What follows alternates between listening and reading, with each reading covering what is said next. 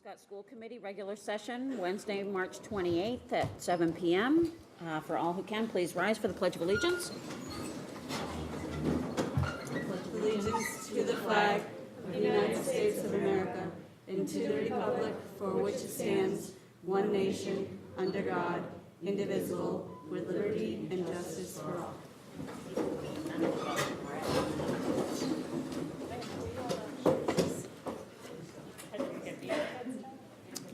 It's nice to see a full house. Do we have anybody signed up for public comment? It's nice to see a full house, not ready to Nice to see that.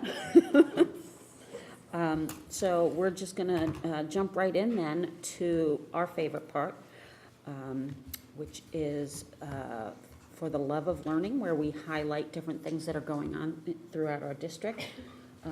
Superintendent, do you want to introduce this? Yes, but I'm going to actually let Mrs. Thomas do the whole introduction. We have some students here from the high school to talk about a lesson on Romeo and Juliet and how they related it to science, neuroscience more specifically.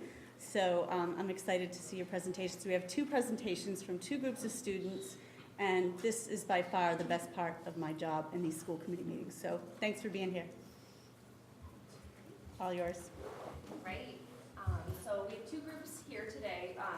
The assignment was for the students to research the science of love and how the teenage brain is different from the adult brain, and then use this information to decide whether or not Romeo and Juliet were actually or could have actually been in love. So they had to have their conclusion and then present their evidence, including evidence from the text as well as evidence from their research. So, first group.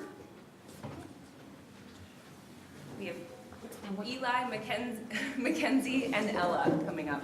And what class is this? This is 9th grade English honors. Yeah, and then I just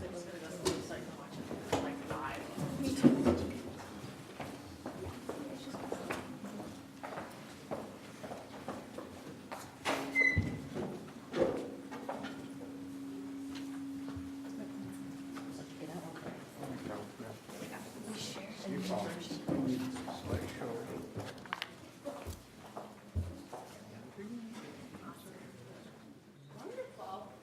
All right.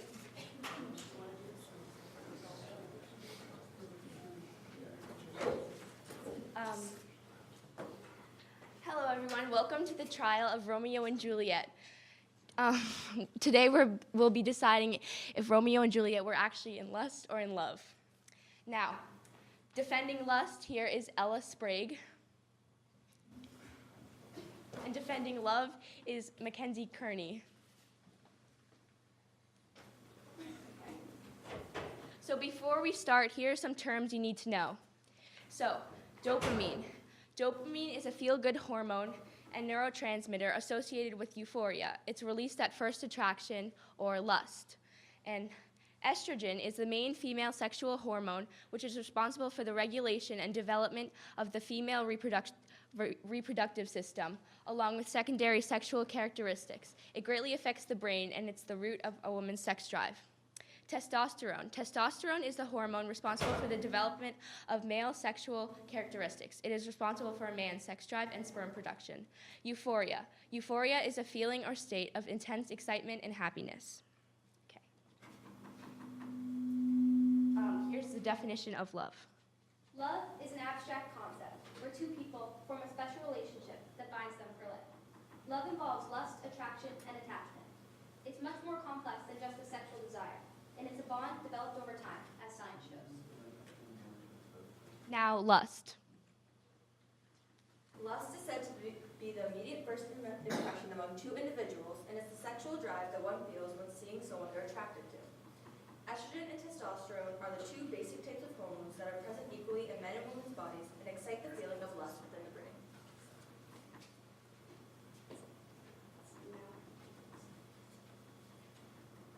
Now let's hear the science behind love and lust. Sorry. Now let's apply the science to Shakespeare's Romeo and Juliet. Here's a quote from Romeo, something he says when he sees Juliet for the first time.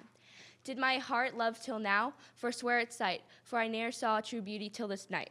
Now, based on science, do you think Romeo and Juliet were in lust or in love? I think this quote proves that they were in love. Romeo is overtaken by a simple but meaningful concept, love at first sight. Juliet immediately catches his attention, and he is instantly entranced by her beauty.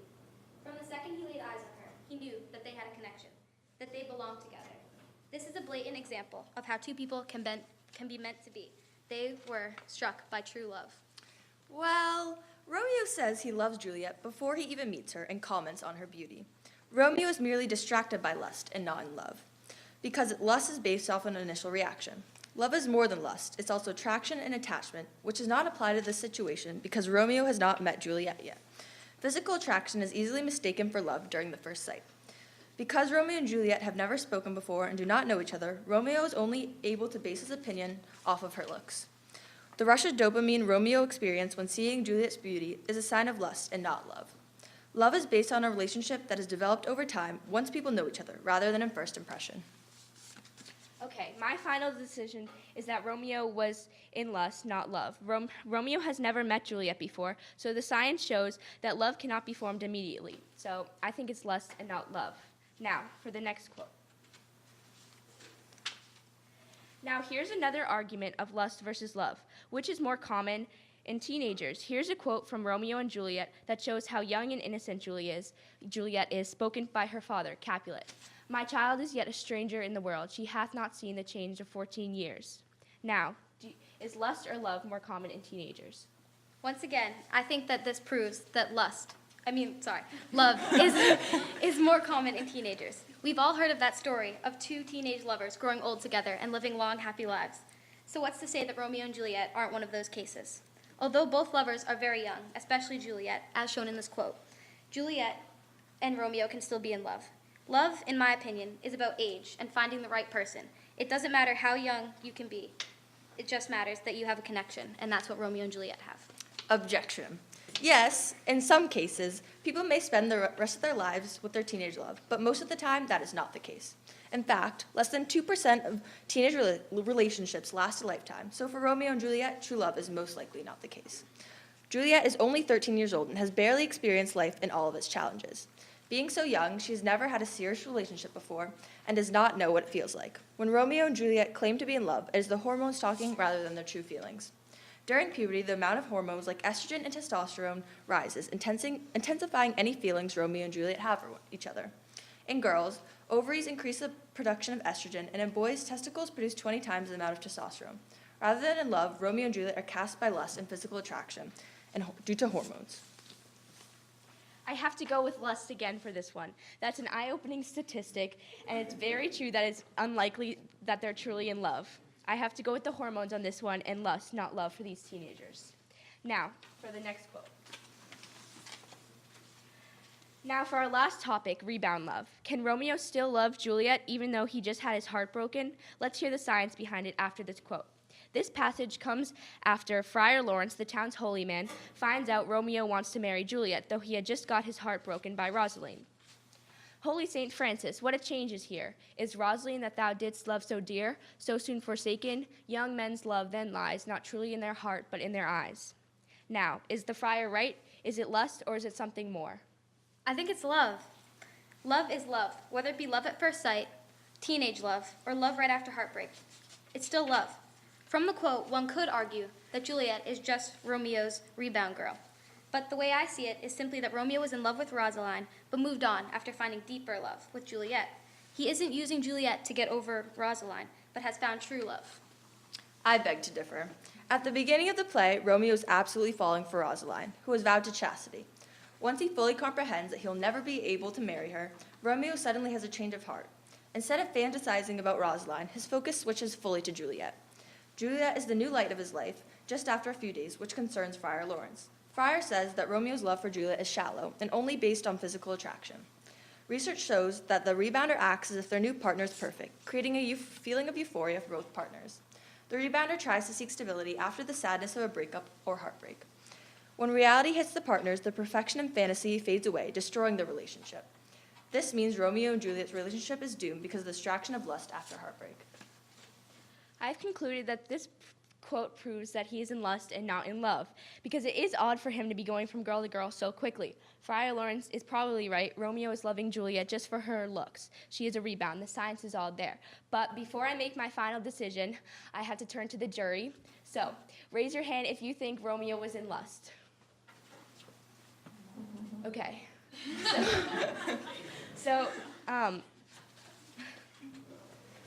So, based on the evidence presented to me, I have also come to the conclusion that Romeo and Juliet are in fact in lust and not in love. Evidence of lust was backed up by science, and I feel that there is a stronger argument on that side. To sum it up, love at first sight probably does not exist, and teenagers' hormones are raging, releasing more of the same chemicals that control one's sex drive. Lastly, Juliet was probably just a rebound girl for Romeo, as he was still heartbroken for Rosalind when they met. Now, any final remarks?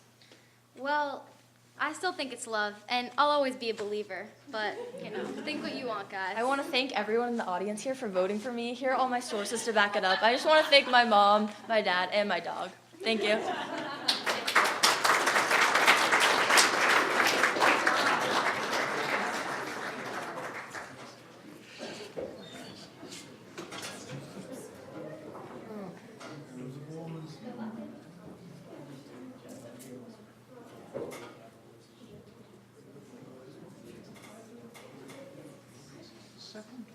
Yep.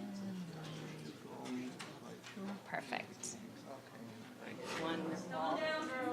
One down. Now we have our next group. Sarah, Madeline, and Allison Trebendis. Come on down.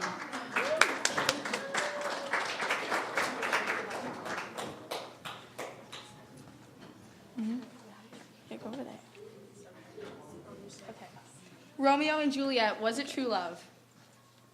Here are the definition and characteristics of lust and love.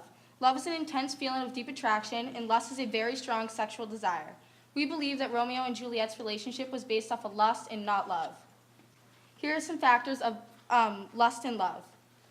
Lust focuses on looks in the body and is kept on a fantasy level where real feelings are not discussed, like dreams, goals, and fears. This sounds exactly like Romeo and Juliet's relationship. They don't think it all through and race to get married because they are focused solely on the connection through the body and not the personality. Here's an example. The brightness of her cheek would shame those stars, as daylight doth a lamp, her eye in heaven, would through the airy region steam so bright, that birds would sin and think it were not night. See how she leans her cheek upon her hand, oh, that I were a glove upon that hand, that I might touch that cheek. Here, Romeo just met Juliet and is only concerned about being a glove so he can stroke her cheek, and that is not how a boyfriend and girlfriend should act, and he is not interested in her personality at all or her individuality. Okay, so the same psychologists explain the factors of love. So the first factor is wanting to spend quality time together, but Romeo and Juliet spent barely any time together before getting married. Okay, the second factor is motivating each other to be a better person, but all Romeo and Juliet do is motivate each other to lie to their families and eventually kill themselves. Okay, the final factor is wanting to meet the other's family and friends, but the Montagues and Capulets are arch rivals, so that was never going to happen. The psychologist also said that if your gut warned you, it is a sign of love not working out. So is the quote, I feel too early, for my mind misgives some consequence, yet hanging in the stars, shall bitterly begin his fearful date with his night's revels and expire the term, oh, I despise life closed in my breast by some vile forfeit of untimely death. So in this quote, it shows that Romeo felt warned before meeting Juliet, showing that their love would not work out. Okay, so how long does it truly take to fall in love? According to another psychologist from Psychology Today, it takes around 3 to 7 dates to truly get to know someone, and he also says that you can't fall in love with someone that you don't actually know. And we know that Romeo and Juliet didn't even have one date before deciding to get married, so this is definitely lust and not love. It also takes 4 years for the dopamine in your body to die down, and for the attraction stage to move to the attachment stage, which is true love. And Romeo and Juliet did not make it to 4 years, so based on the science, they are not in love. And Friar Lawrence also agrees with us. He says young men's love then lies not truly in their hearts but in their eyes. So he's saying that Romeo doesn't actually love Juliet. He's just attracted to her appearance, and that it's not actually true love. And he says Holy St. Francis, when it changes here, he was just in love with Rosaline, so he's very shocked that he can move on from her so quickly. And Juliet is just a rebound girl for Romeo. He's not actually in love with her. Okay, so according to Harvard Science, and approved by psychologists, there are 3 types of love, which are lust, attraction, and love. And lust is the first stage, and that is what Romeo and Juliet had, not even like the second stage. Romeo and Juliet's relationship is based off of just physical attraction towards outward looks and body features. The element of intensity during lust makes it exciting, hence Romeo and Juliet wanted to get married so quickly. Many hormones are present during lust, like testosterone and estrogen, which are produced in your hypothalamus, which grows in your teen years but is not fully developed until you're a fully adult. These hormones turn off parts of the brain responsible for critical thinking, rational behavior, and self-awareness.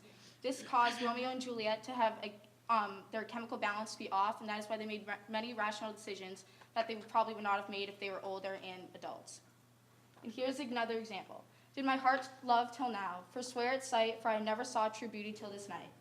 When Romeo first sees Juliet, he is starstruck by her beauty, but is not even concerned about her personality or her true feelings. And this proves again that they have a relationship based off of lust and not love. So the next stage is attraction. In this stage, the two become obsessive and they have a need to be with each other.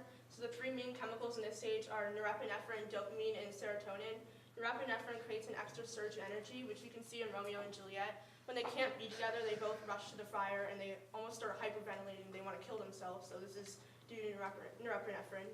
And dopamine is the next chemical, and it creates a drive to be with the person. And we know that Romeo and Juliet had a really strong drive to be with each other. They got married very quickly, and when they couldn't be with each other, they killed themselves to be with each other. The last chemical is serotonin, and in this stage, serotonin levels decrease, and it's also found in obsessive thinking. In a study done by 60 students, people with OCD and people who are in love had similar levels of serotonin, showing that in this stage, people become obsessive. And it also greatly involves the war-brain pathways, which are not developed until 25, so they did not know what they were doing. They were just teenagers.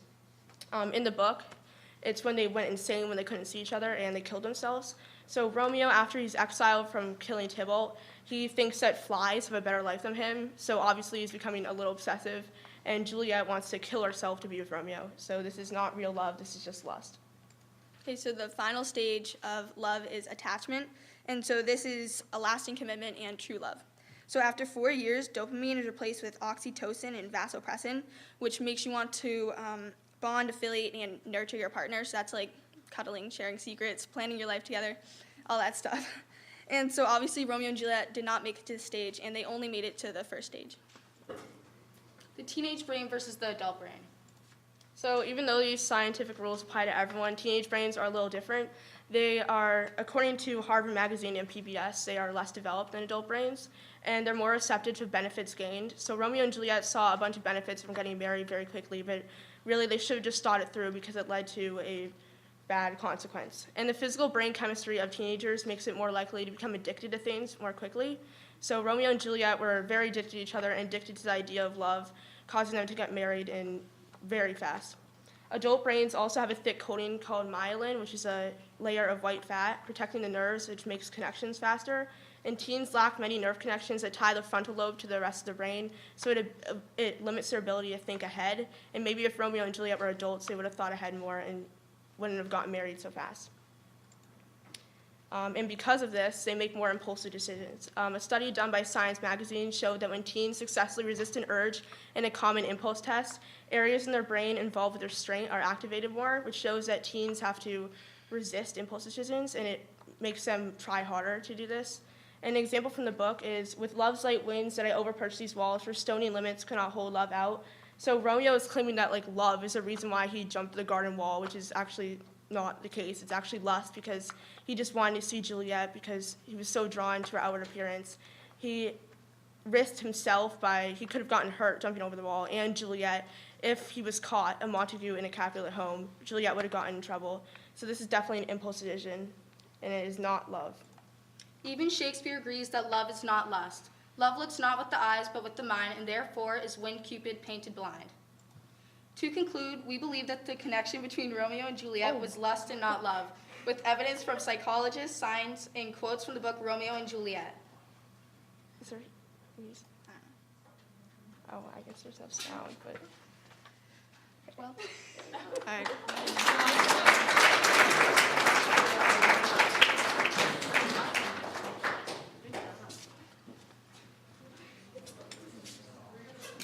tell everything about Romeo and Juliet the same ever again.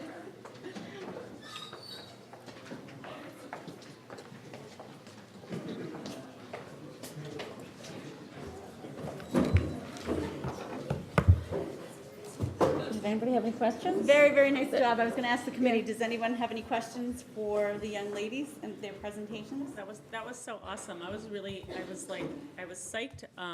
There's so many people here to listen to this lesson.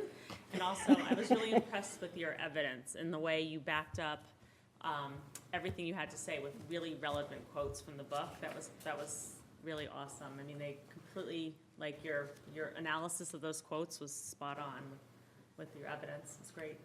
I agree. I had never thought of it that way myself. How long did you guys work on this assignment?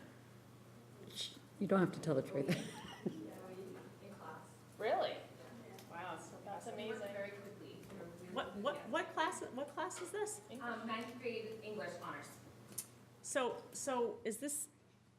We don't have a Shakespeare class right now, but we're gonna have one next year, right? Isn't that on a program of studies, Yes. right? Oh, good. So that's really cool. That, like, How many? you should take this. You should take this on the road, right? To get some students, to get some students to sign up for that elective next year, because that was a really cool. I mean, that's a really great way to learn Shakespeare, and the fact that you guys both talked about the same things in really different ways, like with like a mock trial and with, I don't know, it's kind of. Yeah. Like, No, it'd be a that's actually great way to really good. drum up some business. I could have never imagined. They just are so amazing. They're awesome. It's like you're all like. And is this the whole class? So, I have two classes and everybody did it, and I chose these two groups. They were super confident and really creative with their projects, so. Amazing. It's great. Well done. Well Thank done. you. Well done. Thank you.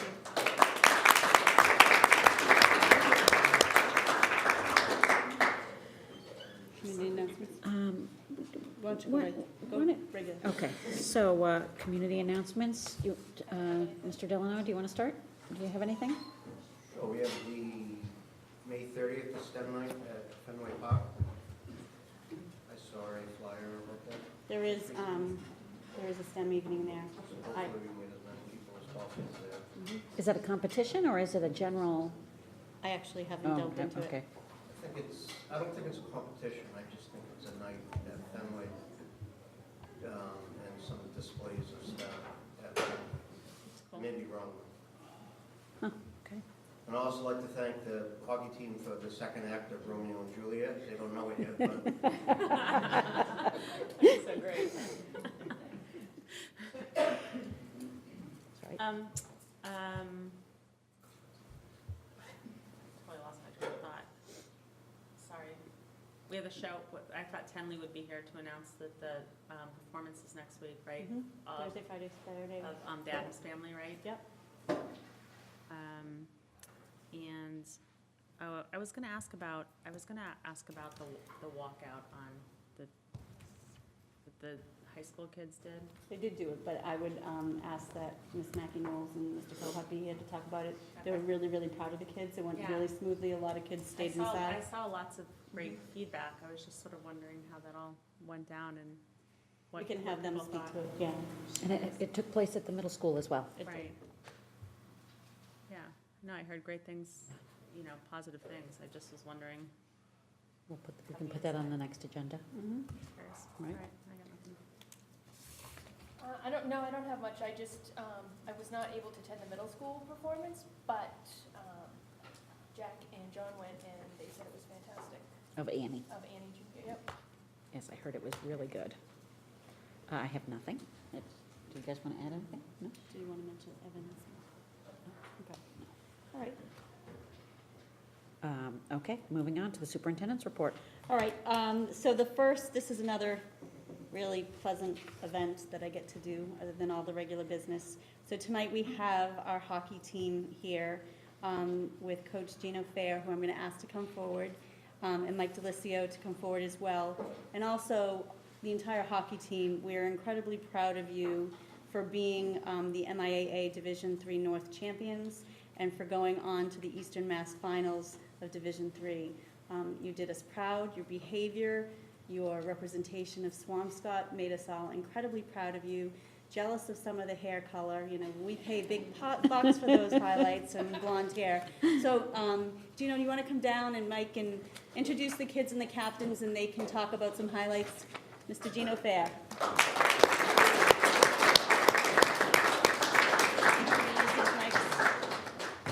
When the kids talk to you, you might want to just pass these mics so they pick up. Yeah, I'd have them come down so they can all get on camera. So why don't you boys come down and stand out front so you can all be on TV.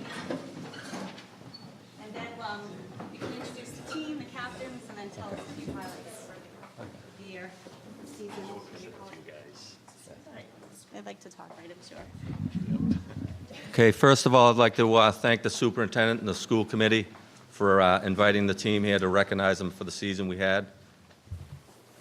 I'll start with our captains. We have Dan Johnson, Brett Benoit, Thomas O'Keefe, Jack Posca, and Stevie Santinello.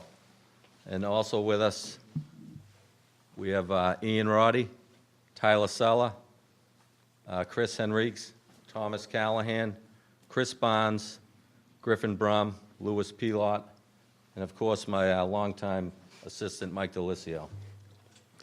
So captain and our goalie, Dan Johnson, he requested that he could give some of the highlights on the season, so I'll turn it over to Dan.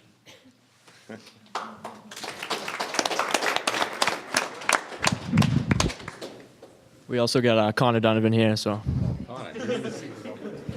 Connor hiding back there. So I'd just like to start to say thank you to everyone for allowing us to be here and giving me and the team your attention. So we started off the season 2-2-1. People thought it was going to be a slow year for us because we had a big graduating senior class the year before. And in playoffs last year, we were the #1 seed, got knocked off first round. So our team this year came back with a lot of revenge. We wanted to do to Lowell what they did to us in the first round. So starting back, we had a couple big accomplishments this year. Starting with the Lynn tournament, we won the Christmas tournament, second year in a row. That was a big win for us, gave us a lot of momentum, gave us the confidence, gave our team chemistry. And then we had senior night, and the past 4 years, Marblehead has beaten us, and we haven't been able to sneak away with a point. But this year we tied them, and that was really big for us coming into playoffs. And in our last 10 games, we ended 8-1-1, so we really built on the last couple weeks of the season. It was really good for us to be that good at the end going into playoffs. So myself and the other seniors, we were the first class to be in playoffs for 4 years, and the first 3 years we had 3 first-round losses. So we wanted to end that trend. And our first game was against Revere, a rival that we faced twice in the regular season. First game we won, second game we tied. And we knew that we could beat this team, and we had a lot of confidence going into this game. So we came in, we got on top early, and we never gave up, and we ended up winning that game 4-2. And that was probably one of the best feelings, just getting by that first game, just getting by the hump. And we went in to the next game with so much revenge, and we were facing Lowell, the #1 seed this year. We were the #8, and this is when the Cinderella story began.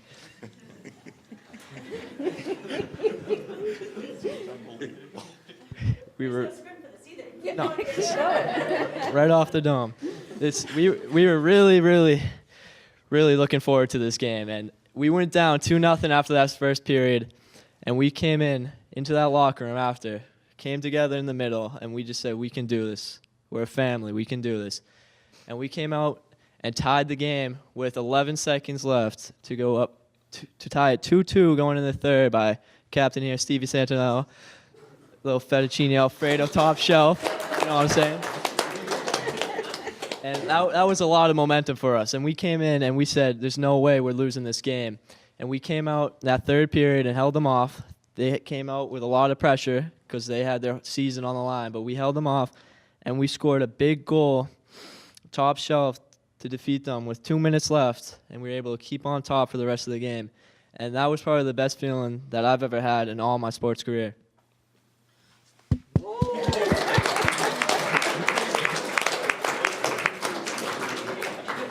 huge. That was everything for us. So then we hopped into another rival game against Lynn, and this was the semifinals to go to the D3 North, and we faced this team twice. The first game, we won in a shootout to win the Lynn Christmas tournament. Counted as a tie in MIA because there's no shootouts or whatever. It's a little crazy, I don't know. But second game, we came out, we blew a lead, and they tied us. So we came out with a lot of revenge. We didn't really like these kids. They did a lot of yapping on social media, so we wanted to beat this team. So we came out, and it was probably one of the best games we've played, and the atmosphere was insane. The fans were insane. It was fantastic, and we were able to come back after going down 1-0 and win the game 3-2. And after that game, we just knew there's no way we're losing the North. So then we came in, rolled through Wayland, no problem. It was a slaughter. Got a lot of confidence, and we clinched that D3 North, and that was amazing. That was great for the team. So thank you, guys.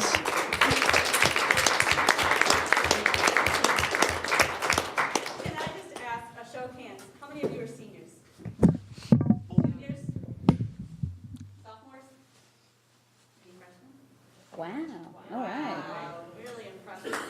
Very, very good. Any other comments? I think Dan, you wrapped up your Danny did a great job there. You That did. was a DJ. Felt like I was right there with you. Congratulations once again. I have some questions. The seniors, do you guys know where you're going to school? Anybody? Nope, not yet? University of Tampa. Good for you. Salve Regina. Would you say Salve Regina? Good for you. Anybody else? Not decided. Well, Owen's is going to UMass.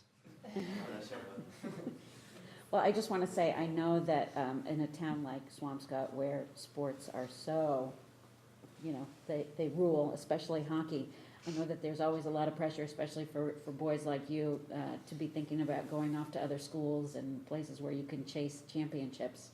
And I think it's really cool that you did that here. So, Yeah. congratulations. And a big thank you to the coaches. It doesn't happen on its own. Thank It's you.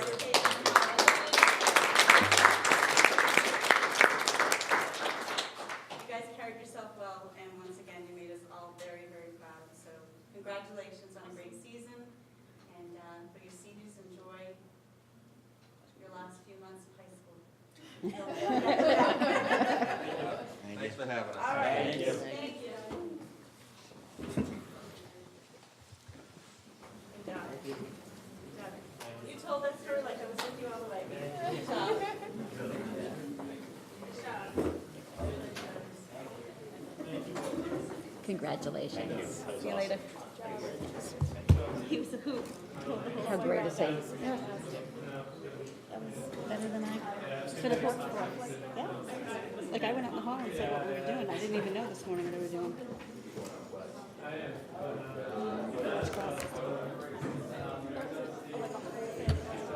Congratulations to you guys, too. Yes, congratulations, parents.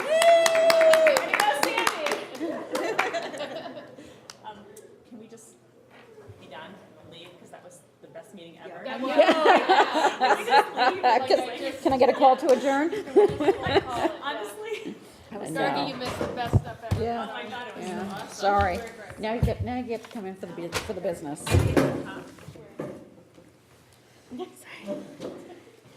believe. That was wonderful. So And Amy- that, what? I was just gonna comment, Amy didn't get the memo out. We all have gray on except for, I got brown. Except for me. Karen didn't get the memo. Yeah. I feel very left out. Ted's got his gray slacks on. That was fabulous, and that Romeo and Juliet presentation, really at the high school level, is something else. I know when we talk about the love of learning, I sometimes focus on the younger kids, but to have the older kids in here, and with the poise and confidence and memorization that those girls had their arguments, was really impressive. Yeah, but what a, creative Creative, way to right. teach that, and to combine two things, and to get kids thinking about things. I don't know. I know, thought I read that- Romeo and Juliet in 9th grade, and my experience was nothing like that. Exactly. Really, really interesting. All right, so moving on, my superintendent's report, item B, just to let everyone know, we had 5 snow days, and so our last day of school this year is Thursday, June 21st. The agenda says currently Thursday, June 21st, because we have had an April Fool's storm before, so that's where we're at. I'm really happy with where we landed because so many of the districts are up to 9 days, 10 days, because they've had power outages. And I know some of my colleagues are pushing up to June 27th, and there's a lot of talk about what they're going to do. We're in a good place, and I'm really grateful for that.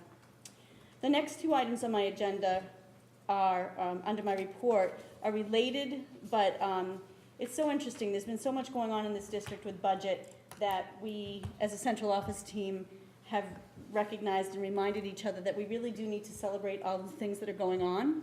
And so one of those things is item C, and that is that Swampscott High School is receiving a commendation, a 2017 Massachusetts Commendation School, next Thursday, April 5th at the State House. If you recall, Stanley School received it last year, and it is for closing the achievement gap. And so representatives, department chairs, Mr. Cohut and Mrs. Mackey-Knowles will be going with me to the State House to receive for a ceremony on Thursday, April 5th, from 10 to 12. And we did, as the staff at Stanley School and myself and Mrs. Condyke went in last year when they received a similar commendation for 2016. So that's something that we should be really, really proud of. But kicking it up to the next level is item D. And we received a letter in January that Swampscott High School has been nominated by Massachusetts to be nominated for a National Blue Ribbon School. Only 7 public schools in Massachusetts were nominated.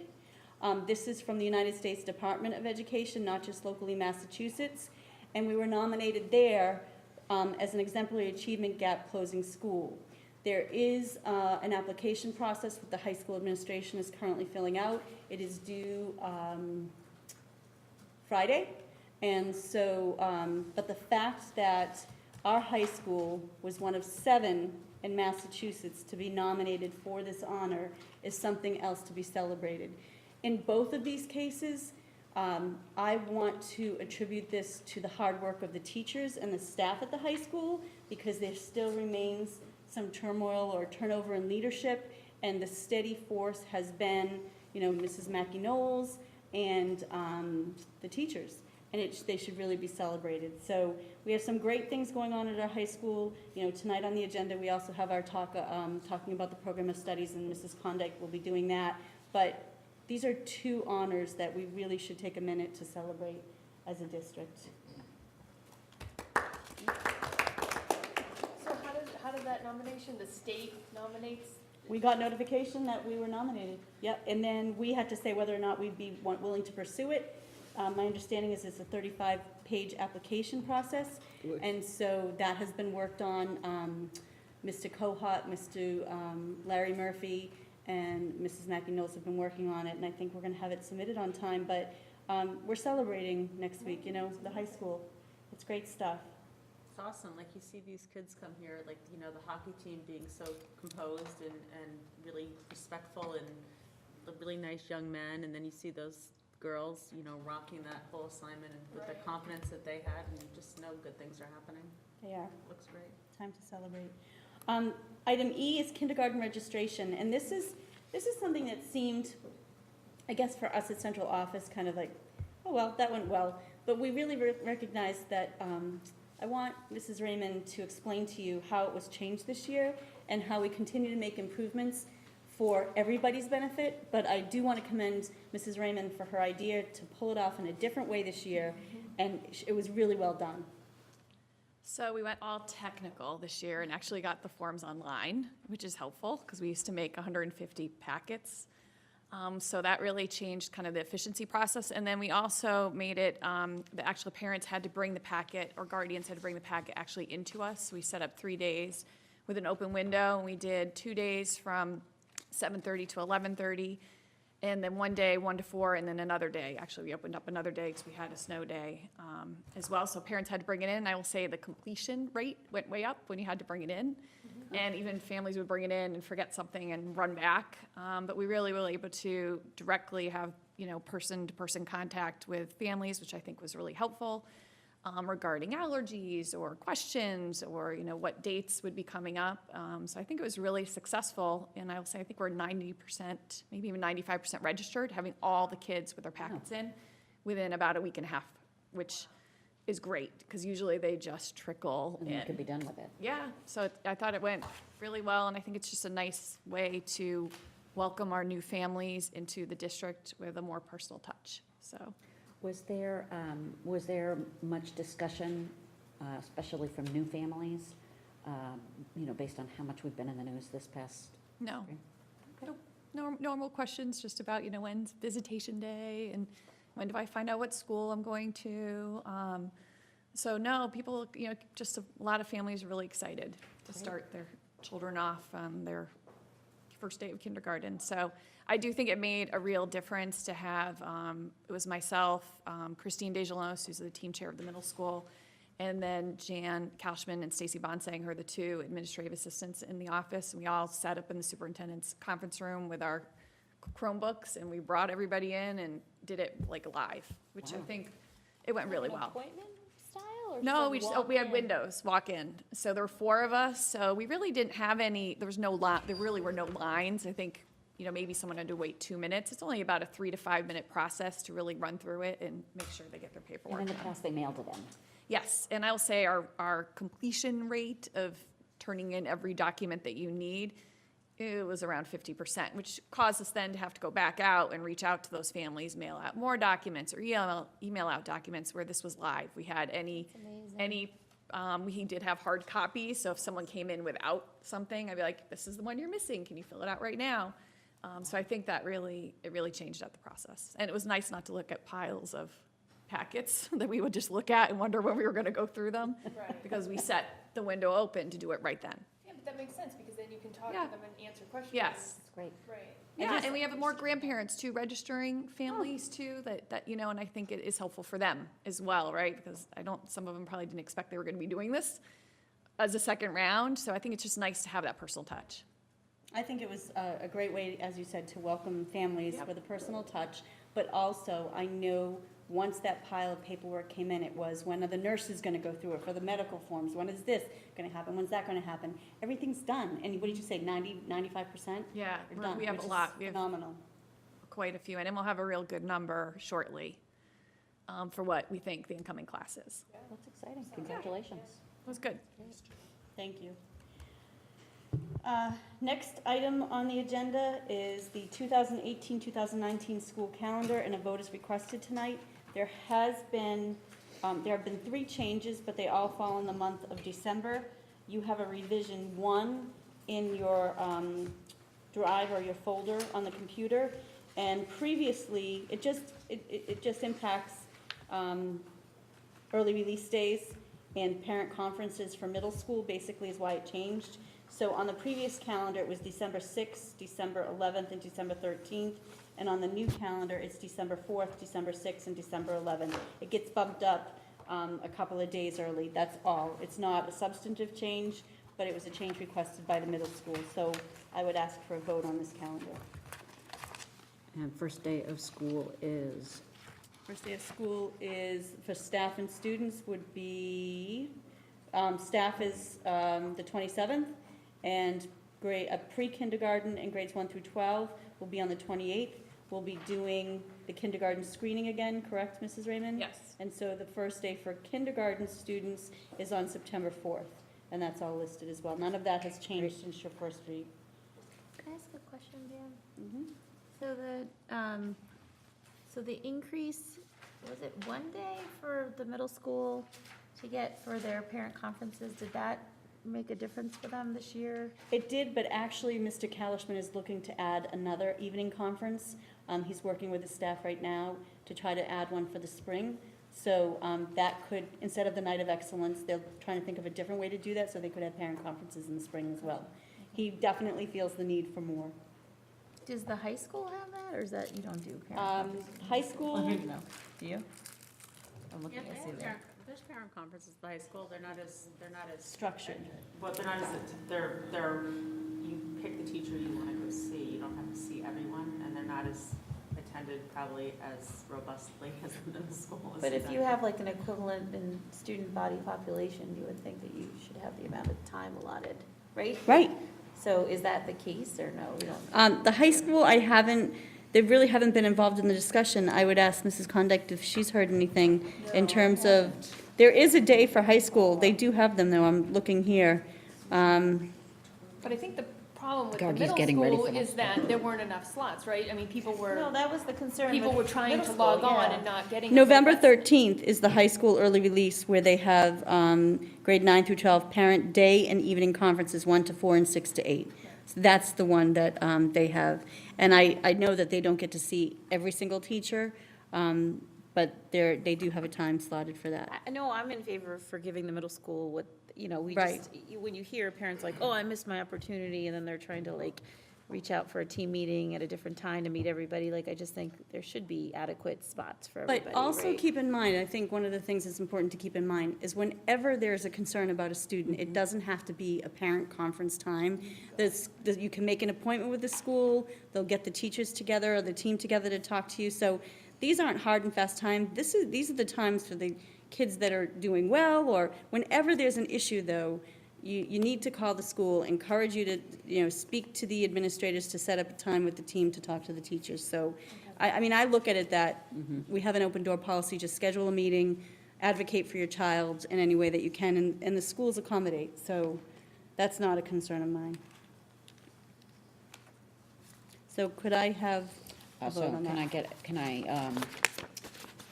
can I have a motion to accept this 2018-2019 Swampscott Public School Calendar? Can I have a second? I'll second. All in favor? Motion passes. Can we put that on the website? Yes, it'll go up as soon as the vote was completed. I think most parents are mostly concerned right now about June 21st. I've Yes. gotten a lot of phone calls. Item G under my agenda is the timeline for the elementary school transitions. In your drive, you have the timeline for teacher reductions and the timeline for student placement, which both have been adjusted with all that has gone on in the last few months. But we are on schedule. We're actually going to be ahead of schedule for the teacher reduction.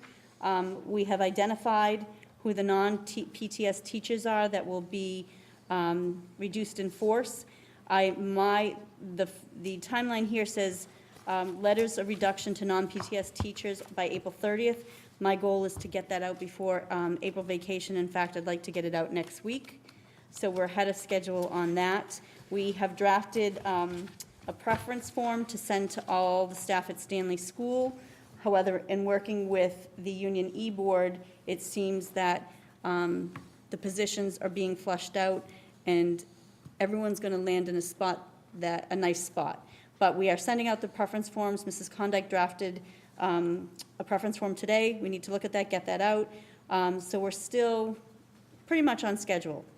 So instead of the letters going out to non-PTS on April 30th, they will go out next week. I want people to have an opportunity to apply in other districts and potentially, land in a good place. And it says here letters with class assignments. It's classroom, right? Not- Right. Okay. Classroom assignments, correct.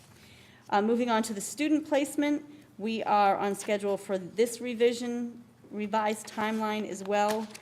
If you go to the second page, the review of volunteer moves they have been submitted.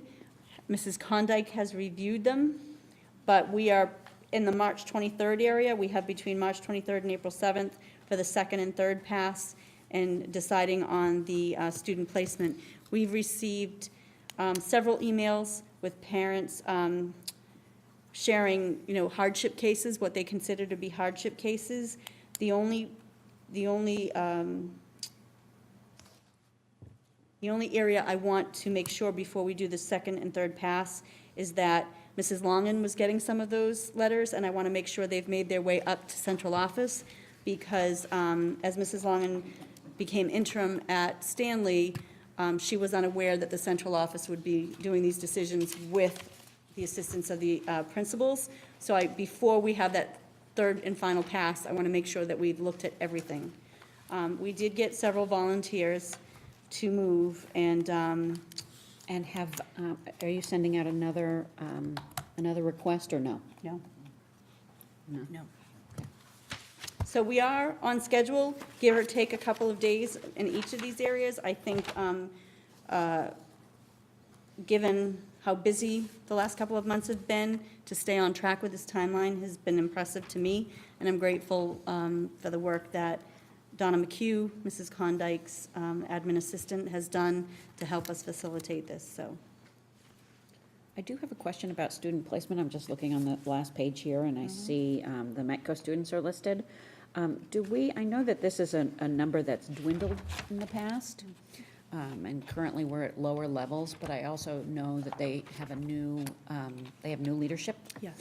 So do we have any sense of what's coming down the pike next year, and when will we know what our placement is? So, that's a great question. Because of the transition with the elementary schools, we're not able to take any new METCO students. So we're taking in, we have not selected them yet, but we are looking to take in 2 students in each grade, 5 through 8, if I'm not, I have to check with Mr. Kalishman, and then high school freshmen. We don't usually take them in much later than that. So it is our expectation and goal going forward that we are able to build the program back up, but we can't do it at the elementary level this year due to, the reduction in the class sizes. Can I just ask a question? What is the appeal process? If parents have proactively appealed, I would say, if people feel that they have a hardship case or an unusual case, they've written to us proactively to tell us why they would like to stay at the particular school. Once we make the final determination of school assignments and relocating students, if they want to appeal that because they have more information for us, then they can do so. New information. New information that they haven't already shared. So they can appeal it after they write you a letter? They can appeal it after we've sent them a letter saying they would be either relocating, or they can appeal that. But I would imagine if there is an appeal process for every child if there is an appeal and they stay, that means that then there has to be a new move, which would be. There should be very few individual cases, I would say. I think as a team, we know pretty much the challenges we're going to run into. Yeah, I mean, at least last year when we did the kindergarten placement, all the streets that came off Forest Avenue, which had, and it really has changed over the years. Previous years, they'd gone to Stanley, but I'll say they all went to Hadley this past year, so that is one It's area fluid. where we have a little more fluidity, and it may be where some of the moves may come from. We ended up doing that last year. And it was fine, there was no one who changed, or requested a change. Item H, the final item on my superintendent's report, is a draft special education reserve fund article wording for the warrant. I want to update the committee where we're at with the stabilization fund agreement.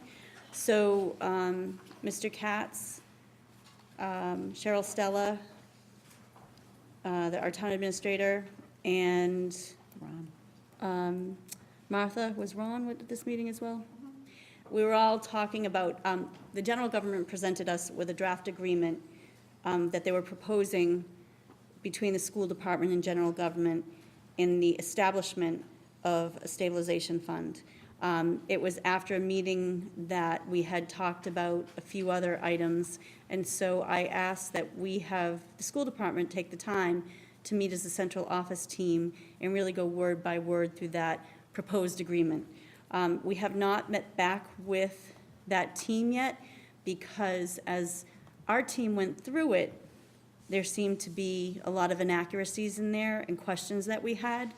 And I know that our town administrator tasked our town accountant with, looking at best practice. And though I think they put best practice into a document, It did not appear that way for us. This document or something? Not, no, this is Not the agreement, this is just the Gotcha, gotcha. language. Okay. So I want the committee to know that we are working on that to go back to the general government side and come up with our own draft agreement. Right. And so I didn't want to have a meeting without Mr. Katz present, and he hasn't been present. So just, that's an update on an agreement between the general government and the schools. But this in front of you today is the language for the warrant. And we don't know what the money will be that is put into there, which is why the X's are highlighted. Right. And what's the time frame on this? And what are next steps? Is the language okay? The language, the language For is the warrant. okay. Right, this is the big one, because this has 'Cause to that's be to go to in print. by the middle of Right, April, so probably. this is what you need to adopt tonight. And then I just was giving you side information about where we are moving with an agreement, but we're treading carefully. It's like an official MOU. It is an official agreement, but I also have some exemplars from some of my colleagues that are different, and I want to be able to propose something, counter-propose something. So that's where we're at with that right now. Does the finance committee have to weigh in on this too, or Mhm. do they not? Because of it's a after we have reserve? these internal meetings, then we will move on to have finance committee, selectmen as part of this conversation. But I don't even want to go there yet, because we need to prepare a better draft, as far as I'm But concerned. once this is approved, we're saying that the only Yes. people who need to reapprove are school committee and board of selectmen. Right.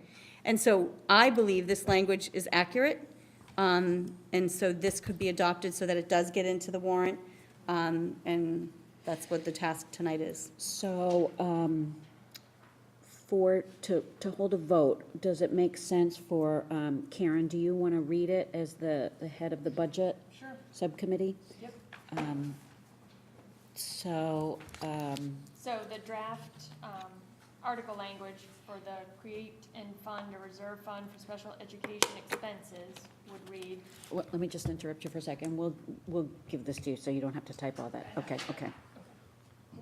to see if the town will vote consistent with the recommendation and vote of the school committee to accept the provisions of section 13E of chapter 40 of the general laws and establish a reserve fund for special education expenses, such fund to be utilized in the upcoming fiscal years with the approval of the school committee and board of selectmen to pay without further appropriation unanticipated or unbudgeted costs of special education, out-of-district tuition or transportation, and to fund said reserve fund, vote to appropriate the sum of unknown dollar amount at this point, to be transferred into said fund from free cash or other available funds, or to take any action relative thereto. Sponsored by the school committee, with a comment, this section of the general laws was enacted in 2016 and allows the establishment of a special education reserve fund to support unanticipated special education expenses that would otherwise not be budgeted. Appropriation of funds into this reserve fund may only be made by town meeting, but expenditures from the reserve fund may be made by vote of the school committee with concurrence of the board of selectmen. That's the language. Does anybody have any questions, thoughts? I think that sounds appropriate. Sounds right to me. I think it sounds fine. The question I have is, it's a reserve fund, so it acts like any other reserve fund. So if the money isn't spent. It stays. It stays, or does it? No, my understanding is Does it go back and we have to do this again No. every year? No, it stays. No, Okay. it stays. It supposedly just have a builds on question. itself, Yeah, right? and you can, you can, We can put more in, you can put more in annually. right. Yes. But once we establish the fund, we have the fund. Even if it goes down to $10, we're gonna hang on to it. Yes. Because we're Correct. gonna hope it goes back up. Right. If we need to access it, we sit and have a meeting with the Board of Selectmen on it? Or in two separate meetings. So I think that's what we're still working out with the MOU, yes? Yes, a part of what we're working out. The other part of it is, there's language that's in there about what we need to do with all of our other funds prior to using the reserve fund, and that's where we're having a little bit of difficulty. There are some models that say depleting all your revolving, depleting all your circuit breaker, and then you're allowed to go to the reserve fund. We're still working on that piece of it before we go here. So, But those are sort of like process, whereas Yes. the law Yes. is this. Yes. Yes. Okay, so I'll entertain a motion for approval. I'll make the motion. Do I have a second? Second? All in favor? All right, motion passes.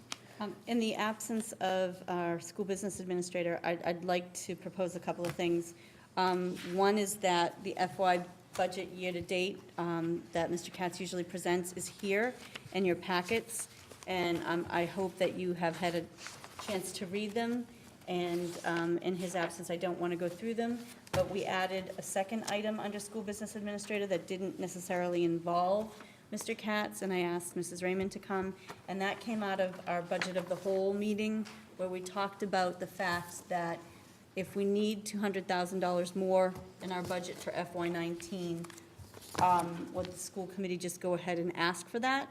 And so I brought Mrs. Raymond to clarify the information from our meeting, our joint meeting, in case there was confusion. So before you jump in, if I can, from that meeting, I don't know if I'm just hearing it a little bit differently. It wasn't so much an if, but that new information has come, that we have under budgeted by a certain amount of money. And rather than looking to begin the year under, that we need to discuss in public what our course of action is going to be. I don't think that's quite it, so I want Yeah, Mrs. Raymond to. So obviously, what we do, it's not level funded, so the tuition amount and transportation amount that actually went into the budget, that we had to come up with a date to finalize it, right? Because we're going to plan about what is the amount that we have and what we were going to do in terms of presenting a budget. We went with the end of December 31st. What was the best information that we had at that time about actuals for staffing and for tuition and transportation, and then projected. So students that we anticipate could be, and we are very conservative with that. So we over put in what we think could possibly happen in the next school year. And these are knowns, right? Known students, but may or may not need an out-of-district placement. But we put them in and we set a percentage to them and a number of a projected school that they may attend, and do we think it's 50% likely that that may happen? So that money is actually in the tuition amount, okay? So really, there is a bubble that you put into the budget, right? Those are not actual spent. We don't know if they'll happen or not, but it got in there, okay? And it was probably, say, around $200,000. It's not actuals. There are possible projected expenditures.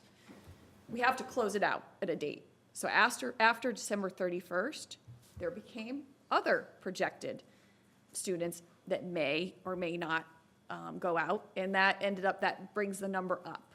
That number also can come down, right? If we say, nope, we think the risk factor has gone down, we may lower the percentage rate. So that number is going to fluctuate all year on a weekly to, at least monthly, almost on a weekly basis, though, the number changes. And at some point, you have to close the number out for us to actually present a budget to you and decide what are we going to put in, what are you going to do for your line items. The other expenditures that also could happen, not just tuition and transportation, may also include staff. For instance, we did hire a new staff at the Hadley Elementary School due to an increased need at our Learning Academy program, and also it could be support staff. So we are tracking that. Those are more actuals, though, right? I know they are going to roll over into the budget. So we're, Evan and I are tracking those numbers, so we know the number. The number that got into the budget that night, I think the question came up of you're saying that the budget, you already know you're going to be $100,000 below, right? Because that projected number went up is not actually true, right? Because that's not an actual cost. It's a projected possible cost. So you have to decide when you want to close the number out. Like, when do you want to vote? Do you want to close? You could change the number and add the 100,000 in. That also could be, to me, actually this year we did a very good job that we are going to come in for tuition, out of district tuition and transportation. We're coming in a little bit under of what we projected last year's budget. So really, the stabilization fund should be something that we rarely will need. Because if we do a good job, we probably don't need it, right? Because we have a good idea. Now, does that always happen? No. Could someone move in? Could something very unexpected happen? That is very possible. And that's where I think the stabilization fund comes in to play, because then you don't want to have to be looking at, having to actually make significant cuts to a budget at the, in May, March or April, in our position, it would probably mean cutting staff from general education, right? Which you don't want to be in that position to do. I think what people don't understand is just one out-of-district placement could cost upwards of $220,000. That's one student. And, sometimes you cannot, we don't have a crystal ball to project what's going to happen. We also are a very tiny district, so we don't have real economies of scale. We have very good programs here, but sometimes a student may come in that we do not have a program for. And that could cause an expenditure, and those are move-ins. And so obviously we don't project possible students that could move into the district. So to me, the stabilization fund is a real safeguard if something very unexpected happened, where you would not then have to really do, make cuts in the springtime that really would be detrimental to the services and delivery of instruction to all students of Swampscott.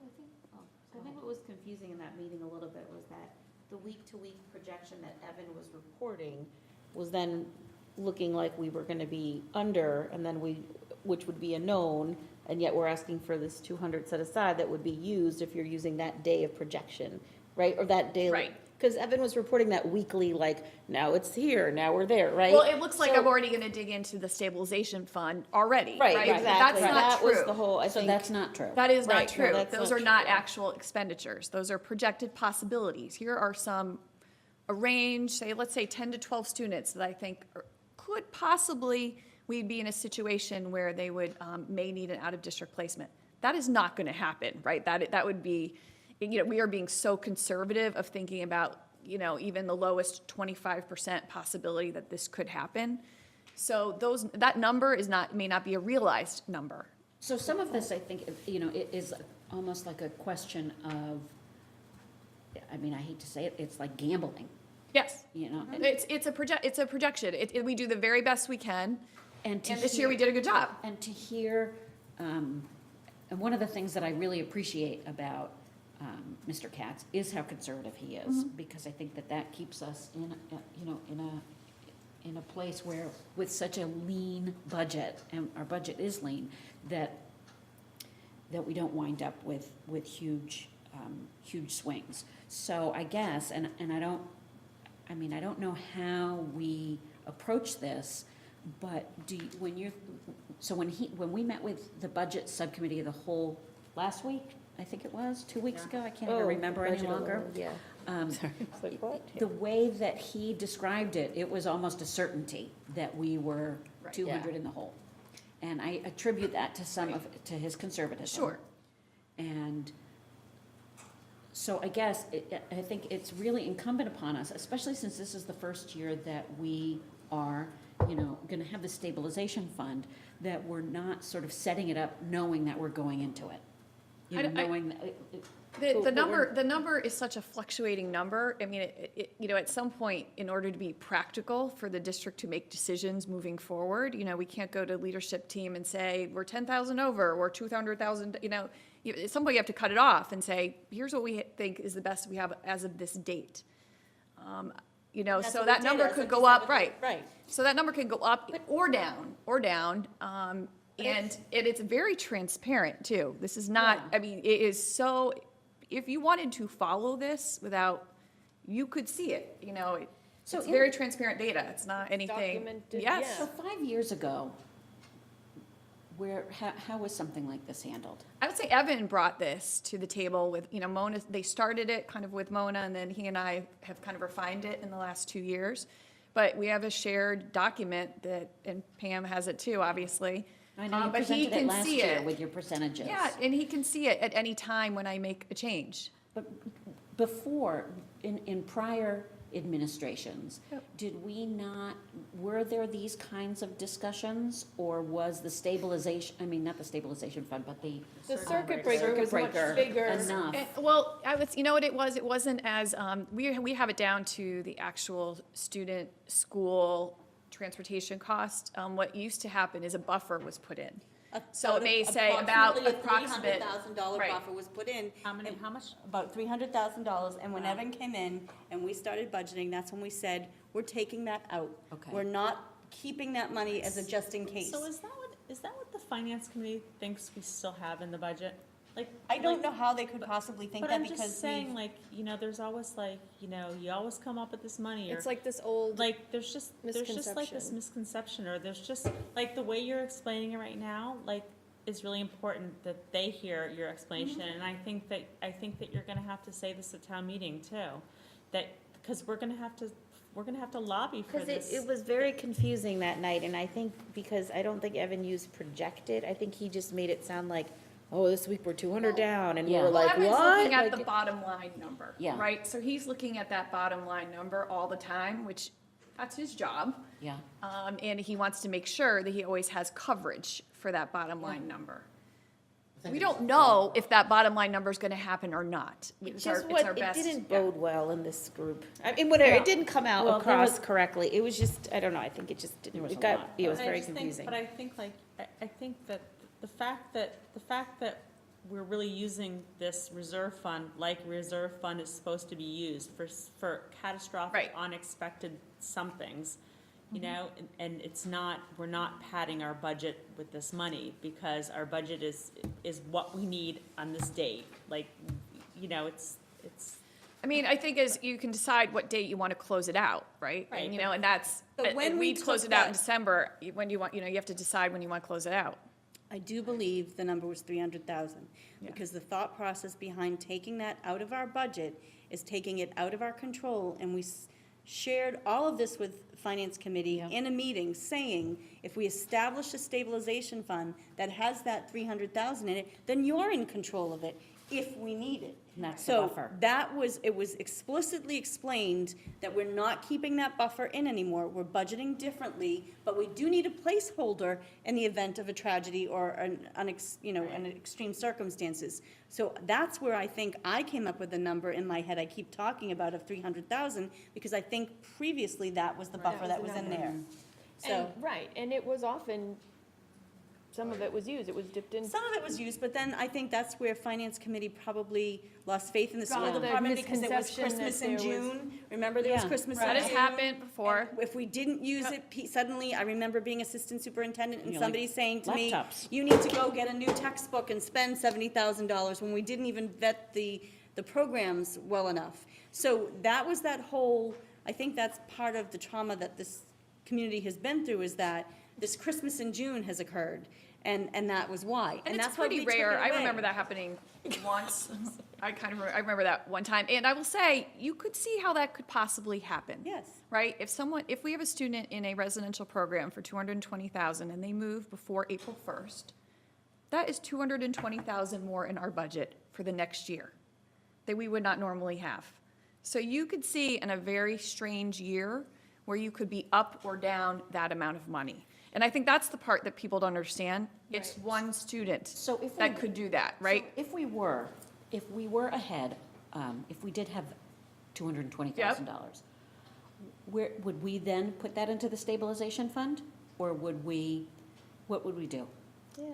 I think at that point, usually what happens is someone else is going out, right? You know, We've shared usually. stories of you being excited and then Well, yeah, somebody else. it usually happens that something else happens in the district where it actually feeds it itself. So, So it's a that's rarity. true. I remember So- one time when Mona was here where that happened. So- We ended up with so money that was not projected. What would happen, what would we do in that one time? I think that's a Go to the surgery. leadership piece. No, If that we if have if extra have a money. surplus- If we have a surplus. Oh, okay. So, No, we because I need- we think, need a- because I we think need that some we have other to be. priority Well, that no, we- but I think that It's we have to pretty be clear rare. about what It's that. such a But rare I don't think we rarity. have to go there, Yeah. because one of the things I've said since Mrs. Raymond has taken over as Director of Student Services is that her projections and her finance background have kept us pretty dead on. So I think to go there isn't reality.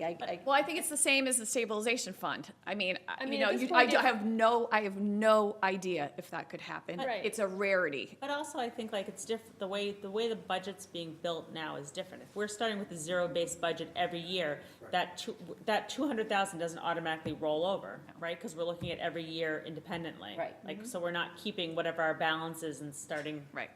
Like, you know, so I think like. So it's very transparent. I think People that can see takes- it. I think that does answer that question. Right. Like, if we end up with,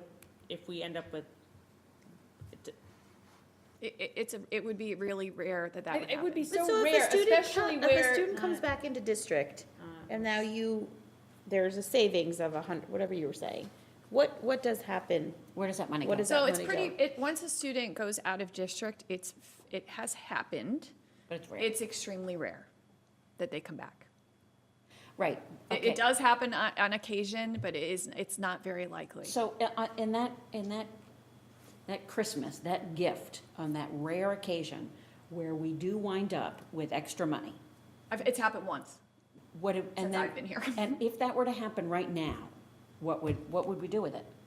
Would it go into our You would have to wait and make sure that something else didn't I happen. will say usually what would happen. Usually what happens is I've hired a teacher because we have an increase. Additional FTEs that have been brought in for hired, special education. So there's usually somewhere else that we've had to put the money, right? So for instance, if a student came back, usually they're going to come back and require some type of services when they come back, which has happened. And it means I'm hiring an ABA tutor or I'm needing a teacher to help support that student. So the money may transfer into another area. But since January, we have hired one special education teacher and two ABA tutors. So we are running in a deficit on that. So if somebody were to come back right away, that money would be used there. I feel, if I'm pushing something, then forgive me, but I guess what I'm trying to say is, I get it. I have no doubt, and I know how hard you guys work on this, and I know that there's no monkey business going on. But on June 29th, we suddenly have a windfall. It does not need to go into another place. I could say the 1 year I was here, when that occurred, there was technology bought. So it was something that actually outlasted, the money was spent in a very. And there was a year that money was given back to the town. So, because I think that this is important for us to identify as a committee, as we're speaking to the finance committee and the selectmen, in terms of. We run a very tight discretionary know. budget, right? I mean, I would say there's a lot of money being spent on professional development or curriculum. I know that part of the reason why we're having this conversation. Or technology, right? I know that part of the reason why we're having this conversation is because the budget is so lean that there's no elasticity. Right. So I get it, and I know how absolutely rare that's gonna be. But I think that it's important for us to at least acknowledge that if that happens. No, I don't think it is, because we're locking ourselves into committing to doing something, and then 2 years down the road, like, I don't want to be locked into a process. No. What would we do with that money? You want to go to FinCom, you want to go to the selectmen and say, we would give it back to the town, so then No, they're going to be. I don't want to give it back to the town. I want to invest it actually back into our students. That's what it Which sounds like we you're have, saying. I mean, there's plenty of ideas at leadership. But that's a fine thing for us to discuss. Like, if we have extra, we're gonna invest it. Back in our students. We're gonna buy new invest books. it in We're gonna capital stuff or our teacher professional development, like, we're gonna take that. There are and we're so gonna- many places we can But spend I'm just it. saying, like, that's And I think a that's- decision. Yeah. Like, that's And that's not a wrong decision, but you make it's a at the decision. time. It's not a No, decision it's a you necessarily decision. make today. No, but I'm just saying, not exactly where we're gonna put it, but the fact that we're gonna reinvest it in our school system is our decision. Right. Right. Like, I'm fine with that generic statement, whether it's looking at those capital requests for technology and saying, we're gonna hit that list because we know we can't keep coming to the capital committee. Because that's what you need that year. Right. Okay, so you would never consider putting it into a stabilization to build on that as like okay, that's what I think we were just trying to. Works. Okay. Right. Thank you. You're welcome. So I think it would be helpful. I think the budget is very transparent, though. It is so, I mean, if someone wants to sit and look at it, it is so transparent. Please don't take No. anything that I'm saying No, as a I totally- question of I your remember it happening professionalism. one time, and I've been here since 2001, right? And it's 2018. Okay. So there was 1 year, I remember, I don't know if you remember another year. I remember frequent years in the 90s where the principals would So come I and was say. 2001, They would come in and say, as teachers, what do you need? The central office has money they need to spend. What do you need? What do you need? And Those I'm days like, are long they're, gone. they're Yeah. long gone. It was a long time ago, but it was invested in technology at least the year that I was there. But I think, but to the point of the discussion we had with the multiple committees that night, you know, there was like, well, on the town side, you know, we have to project for snow, right? We have to like come, you know, and snowfall is a life safety issue, and we have to make these projections. So different. it was like, no. Yeah, well, these are mandated by the state, right. There's a difference, but it's also just, it was just this air about the discussion of like, well, we do this too all the time, like, why can't you, you know? So I think you clarified it for us, but as Amy is pointing out, as we're creating this new fund, which is really great and important, I think having those discussions, like what we're talking about right now, like, Right, well, I if think- there was a little bit of this, would you put it in? No, we wouldn't. Okay, it's good to know, like, we know that and we understand it now, and so I think going forward, we can speak to that, but I think that needs, you know, Well, I think we need to be able to speak I to think it. the Yes, law exactly. was created just for this situation, that they don't want, you don't want to be pitting the needs of students with our most vulnerable learners against the needs of our general education students who also deserve to have investment in them as well, and that's why the fund was created. Right, you don't want one side You don't want to say cannibalizing the other. we're Right. cutting a science teacher because we have an out-of-district placement in May, and that's why this was And created. I think the other committees, and we weren't articulating it right, that they don't understand the difference between unanticipated costs associated with students we know versus unanticipated costs that are completely out of the blue. Well, I don't think they didn't understand that because I don't think we were articulating. That's what I mean, we didn't No, we articulate didn't, it right, right. and that's just simply the piece. Right, no, I think that they probably didn't understand that part. Right. That there is a, We do project for some unanticipated in-house. We Yeah. can't. For names we don't know. Right. For kids who For don't students might we not don't even know, exist. right. But I imagine, an objection that we're gonna hear is, what are you gonna, if you have stuff left over, if you under project and you have any money left over, you know, first you need to get the stabilization, whatever we spend the stabilization account back up to like whatever we're funding it at, and then maybe the rest of the money is yours, or something, like, I think like they're gonna, Usually, even this year, even though we came in, that I'm gonna come in under the, probably stable with what we projected last year. Well, we're not coming back stable in terms of staffing, we increased it. And I think our clinical expenses actually have gone up too. I think we're just gonna have to really justify Right. that, why, I just feel like we why wouldn't- we need to wouldn't- keep our money so that we But can you're almost speaking to having like a self-funded, and something that will fund itself eventually, Well- right? Like, so we're Well, not Can continuing I to just say ask. that in the document that I explained that we're developing, the process of how to bring what the lowest level of the stabilization fund can be at, how it gets brought back up, that's all part of the process that's being worked out. Right. So, I think we kind of beat this. But I think having an answer of, we would not put it into the stabilization fund is. Compared to where we were, we're building base now, and as many people in the community saw the WB Mason trucks pull up to certain schools at the end of June, we don't do that. No, we don't. And that's a fact. Well, we're on a spending freeze right Visual, now. sorry to laugh. All right, okay. I hope I explained that. So, yes. You did, actually, very, very well. Thank you, Mrs. Raymond. Oh, that's the wrong agenda. Should we recognize that Mr. Katz isn't here because he had a death in his family and condolences go out to I think you just did, but you should do it. him? I'm always, I tend to be a little shy about those things, so, thank you. So the Director of Curriculum and Instruction. Without further ado. Yes, I have lots to talk about. Okay, the first thing is the program of studies.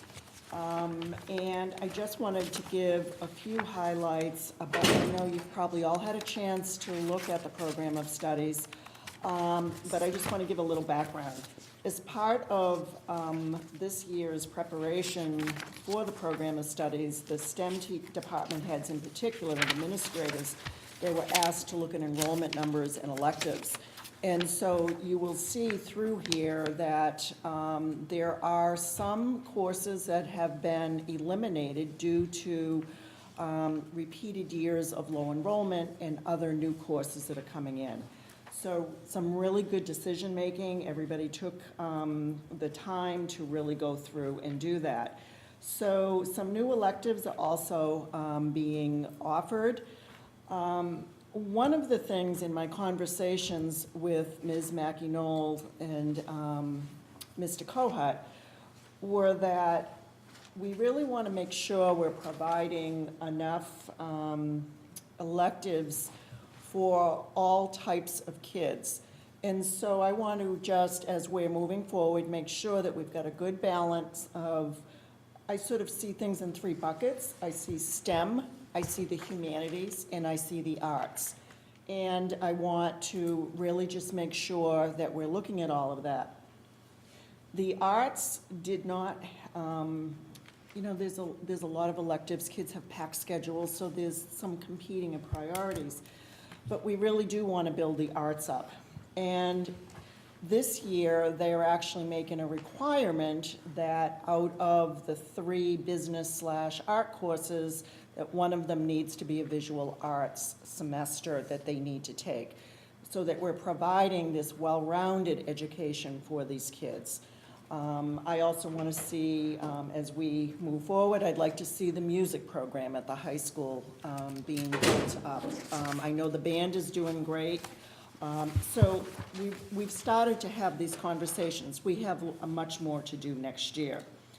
One of the things, and I did talk about it, is earlier this year and last year, one of our priority areas has been STEM. And as we looked at programming, we realized we wanted to start building coding in. There is some coding that's happening at the middle school. We wanted to make sure we were building that back in. So there will be a Java course, introductory Java course taught next year. We will run the same course for both semesters with the thought that we want to get more kids interested. And if we had just done 2 different levels back to back, we would have had a smaller population of kids.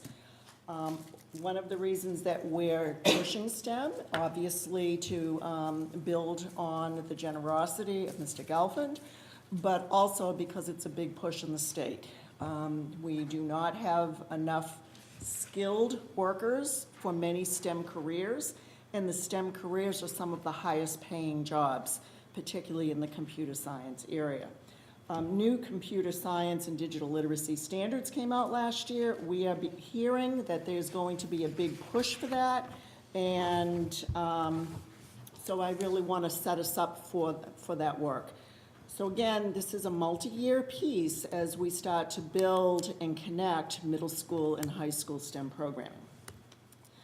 One of the requirements this year is that students will have to take 32.5 credits rather than just 30. They're minimizing study halls next year, which will encourage students to take more classes, thus improving the enrollments. Again, I've already spoken about the fine arts courses, the fact that they benefit all students, not just the creative types, quote unquote. So I think the content leads did a great job. One other area that I do want to speak to is algebra. We have been running 4 different levels of Algebra 1. Seems crazy. And I did some research because that was a surprise to me with my history of being a math educator. So I had looked at probably 24 different school districts and went into their programs of studies, and nobody had 4. So I started this conversation last year, and then this year I had the conversation with our content lead at the high school, Ms. Montero, and guiding her towards this, and the department really likes the 4 levels. But I think at some point that we are sort of doing too many levels and separating kids out too much. So she was charged with offering only 3 levels this year, and we left it up to her as to which level we would reduce. So they chose the Foundations of Algebra course because those students are able to get to go into the co-taught math classes that have a general education and a special education teacher. So we weren't sure exactly how they were going to do it. So that's a big move this year.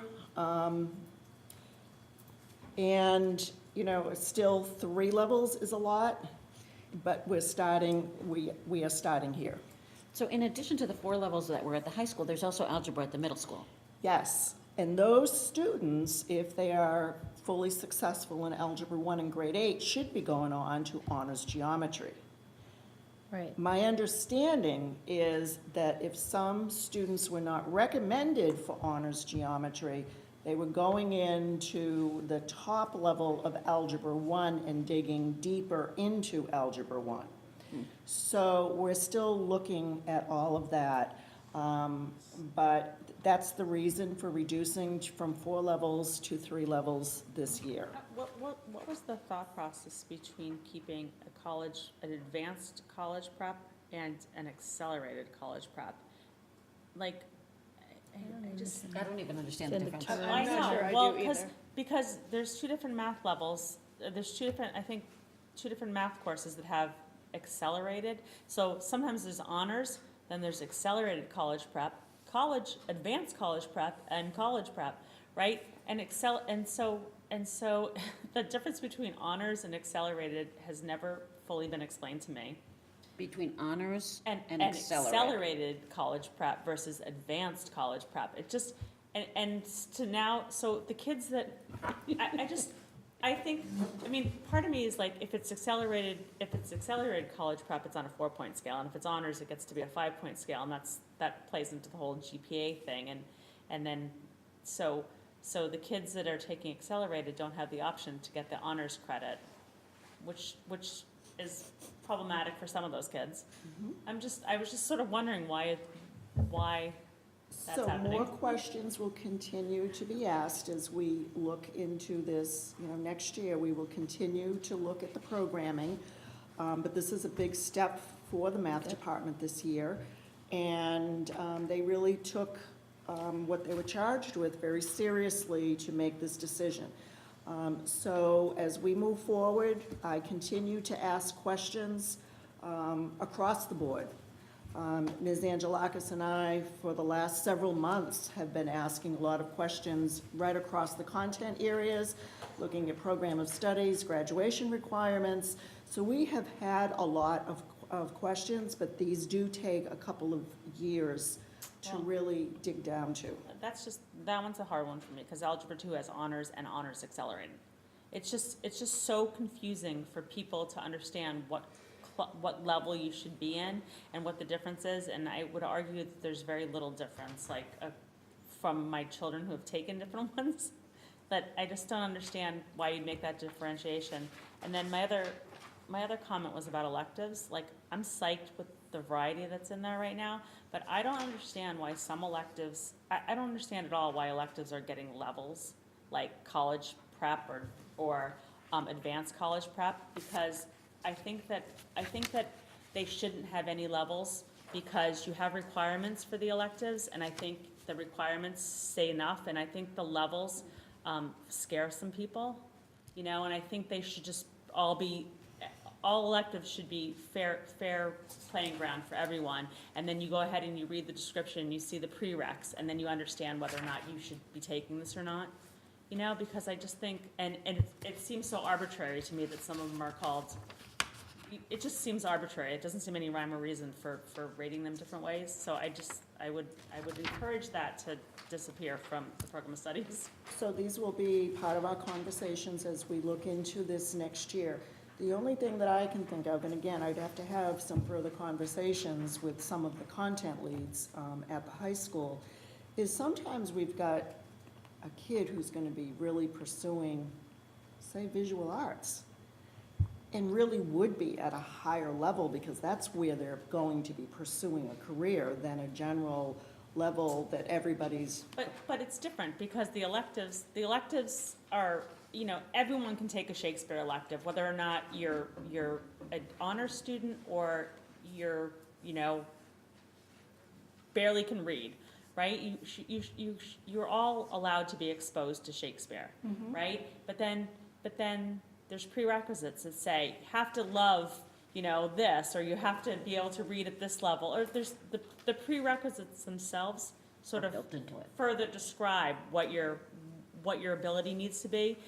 But I just don't think, like, when you see the name of the course and it's called a certain thing right off the bat, that I just don't want people to think. I would argue if it's advanced photography, But it's, and it's called advanced photography, or it's photography. Intro. There is.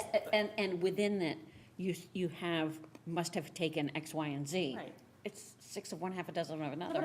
but I'm just saying, like, everyone should be able to take photography 1, but not everyone should be able to take photography 2.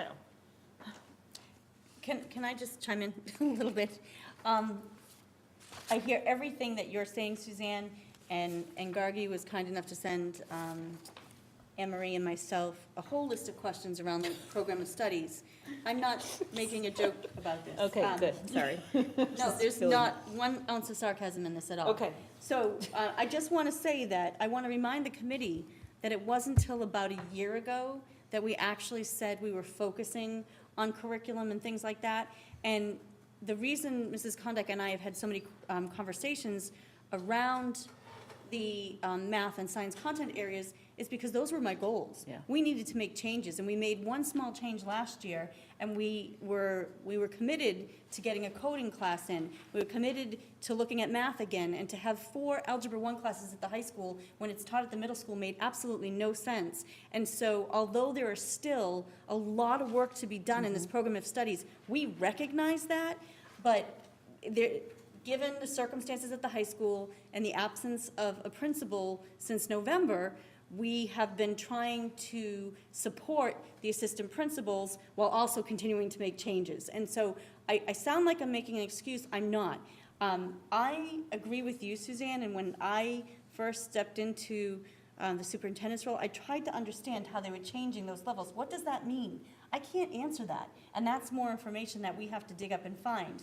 And then Gargi had some incredibly valid points and questions in our email. Unfortunately, this has to be done this year, and now we start again. It's almost like the budget, town meeting like a happens, budget. the budget's voted, and then the work starts again. I feel like we're doing the same thing with this program of studies.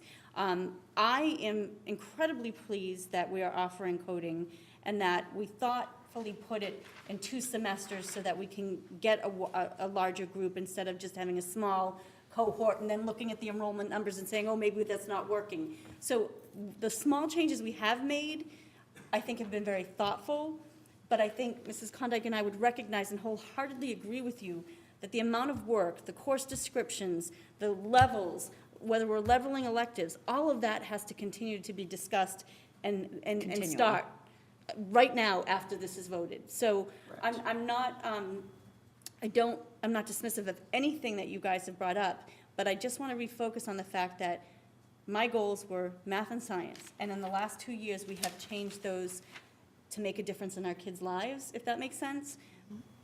All this other stuff still has to be addressed, and I think we both recognize that. Right, and believe me, I ask questions across departments. I'm talking to administrators. I've had a lot of conversations. I'm giving them things to think about. And so, but this does take time. Right now, kids are signing up for courses. So the program of studies, unless there's a real huge piece, we really need to be able to move forward with. But these conversations and this feedback, I'm hearing from a few places that we need to provide some more specificity in our program courses and obviously the titles. It's not, I'm not saying things to criticize I mean, this. we're not taking them that way. But like, this is, but, I mean, it's confusing for parents, it's confusing for students, we need to make it Right, better. but also but I see you writing down the things we're saying, so I know you're gonna look at those in the next rendition of this, and I get that we have to pass something, but, you know, I'm just trying to say sort of where my issues lie on some of the stuff here, and it's not, you know. And we're saying we hear it. Right, no, No, I mean, I think also, kumbaya. so I think though, some of the points I made in my email, I thought were not they weren't like content-based where you're removing a whole level of algebra. Mine were more of just a clearer picture for parents with the labels and actually description of the courses, right? And I had given examples from other districts, you know, like where they what. can check off, this is the book that we read, this is the book. What literature is my right. kid reading at this grade? How much, you know, just a little bit more. So I didn't Right. see that necessarily as a program change that would take a whole nother year to go through. I understand that we're here now, we need to approve it. But I guess it would have been nice to see some of this in like the fall. I don't know where it belongs. It should have been in the fall. Okay, So it should have been led by a high school principal. Gotcha. So, okay. And we had That answers planned- my And question. Henry I was was meeting meeting with with him the on a high school regular principal. basis. Okay, weekly. no, that's, okay, so that makes more sense. We did address it then, and then it's like, fast forward, we jump to here. Okay, that Things fell that into actually the class. explains, Okay. yeah, that makes sense. So, again, it's not excuses, but. When you get, I'm assuming, as I have a ninth grader coming in, you get like, they'll get a syllabus too, right? Which will say, here's what you're. Once they sign up for it. Once you Right. sign up for it. You But don't there know doesn't what. seem to be a lot of So for ninth- options for anyway, ninth right? grade, it's pretty Right, easy. I mean, I've got like a half a semester credit that maybe you can take something, right? No, in your but freshman, so- part of my email was also, so titles, a little bit of vagueness, and this was some other feedback from other potential and people who have left the school district. And I thought it was interesting, because I was like, oh, that's true. And as I was reading myself, I was like, I stopped reading because I was reading kind of a similar description. So I was like, what is the difference between the three in there? I can't really tell, so it's not helping me. So that is what I thought could be somewhat tweaked. I but do as- want to commend Mrs. Klondike because she was having weekly meetings with the high school No, principal. and 'cause that's, this that was- makes sense, and if maybe next in the fall, we can, obviously, we'll be in a different place. And in my conversations with the administration at the high school, they recognize that we still have a lot of work to do. I mean, those were the words that were said to me. This is why we have a director of curriculum. This is why we have a director of curriculum that goes in So and it keeps asks the hard going. questions. So all of the feedback here is definitely invaluable, and it mirrors some of the conversations that Ms. Angelakis and I have had and will continue to have as we go forward. But I also want to just add one more piece, and then I'll be probably heading into the next piece, and it'll be a good segue. One of the areas that we don't have in place right now is sort of pacing guides. Well, pacing guides, when we get those over the next few years, are able to be housed on the website. And then if somebody is looking at a course description, then we can actually look at a little bit more, because I think we always run that risk of putting too much information in and making a description this long and giving just enough, and then referencing to perhaps a pacing guide. And I know some of the pacing guides will start development for next year for elementary math, and we have a lot of moving pieces. So I think those are some of the things. Curriculum maps are another one. So some of these pieces can help with that. But this is very helpful feedback, and I thank you. Can I ask one question under the ELA? Yeah. Speech and debate.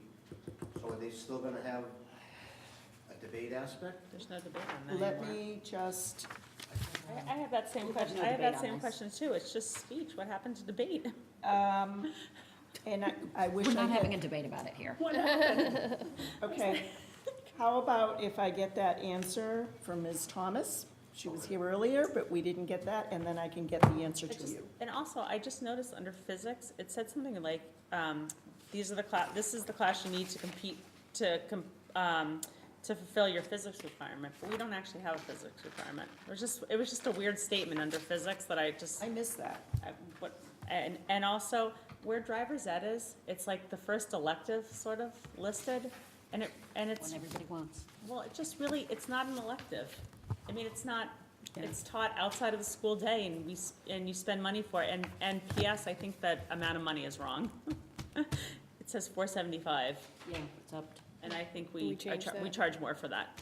We increased it to. Those are just two things that jumped out at me, and like, that's just- So, Thank you.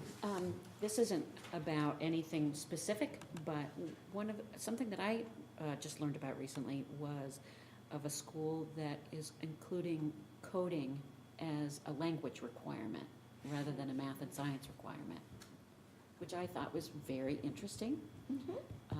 And you know, Allowing it or just completely moved it?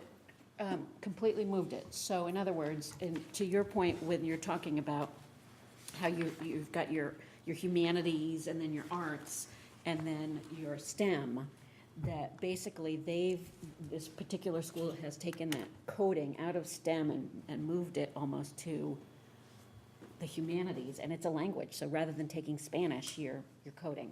I mean, I know like some colleges that will allow you to use it in either way.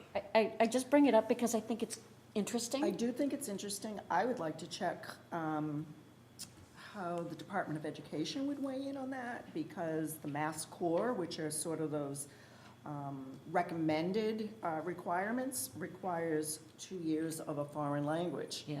And that's not really being interpreted as computer Yeah. science when they have a whole different set of standards for computer science now. So I would like to be able to look into that a little bit and see what their thoughts are.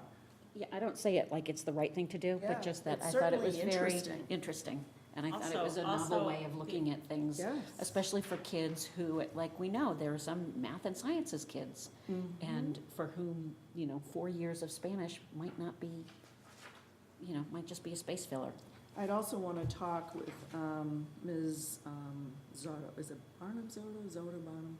I always forget. Barnum, married. Just met Barnum, to see what the colleges are, What they require. I want to make sure we don't set the kids up, but it's certainly an interesting piece. I had a question for Mrs. Raymond.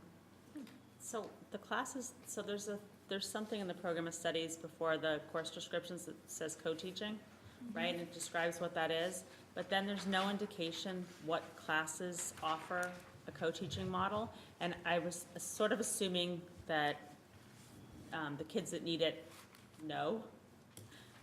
But then I was like, it's sort of confusing, like, is co-teaching? Yeah, it's well, IEP driven. I know, but it's hard to know, like, so if I was reading that, is like co-teaching available to my student who could benefit from that but doesn't have an IEP? Like, would it be nice to know which classes offer that, so that if you wanted to encourage your student?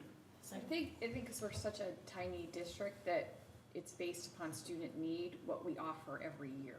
Right. Right, so it's not something you put into a program of studies, because there may be a year when we're not going to do that. Because it's so IEP student driven.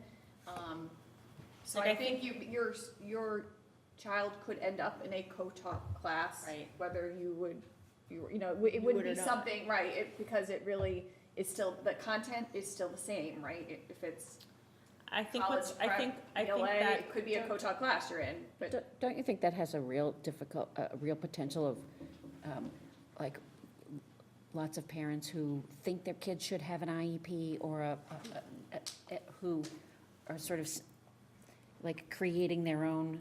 It's an interesting question. I wonder, I think where we might hear about it is through guidance. Do kids come in or who say? well, I'm just thinking that they when are interested in that. So when you read, so as a person who taught in a co-teaching model, right? Like, I totally get the benefits of that, and for every student, not just the students on the IEP.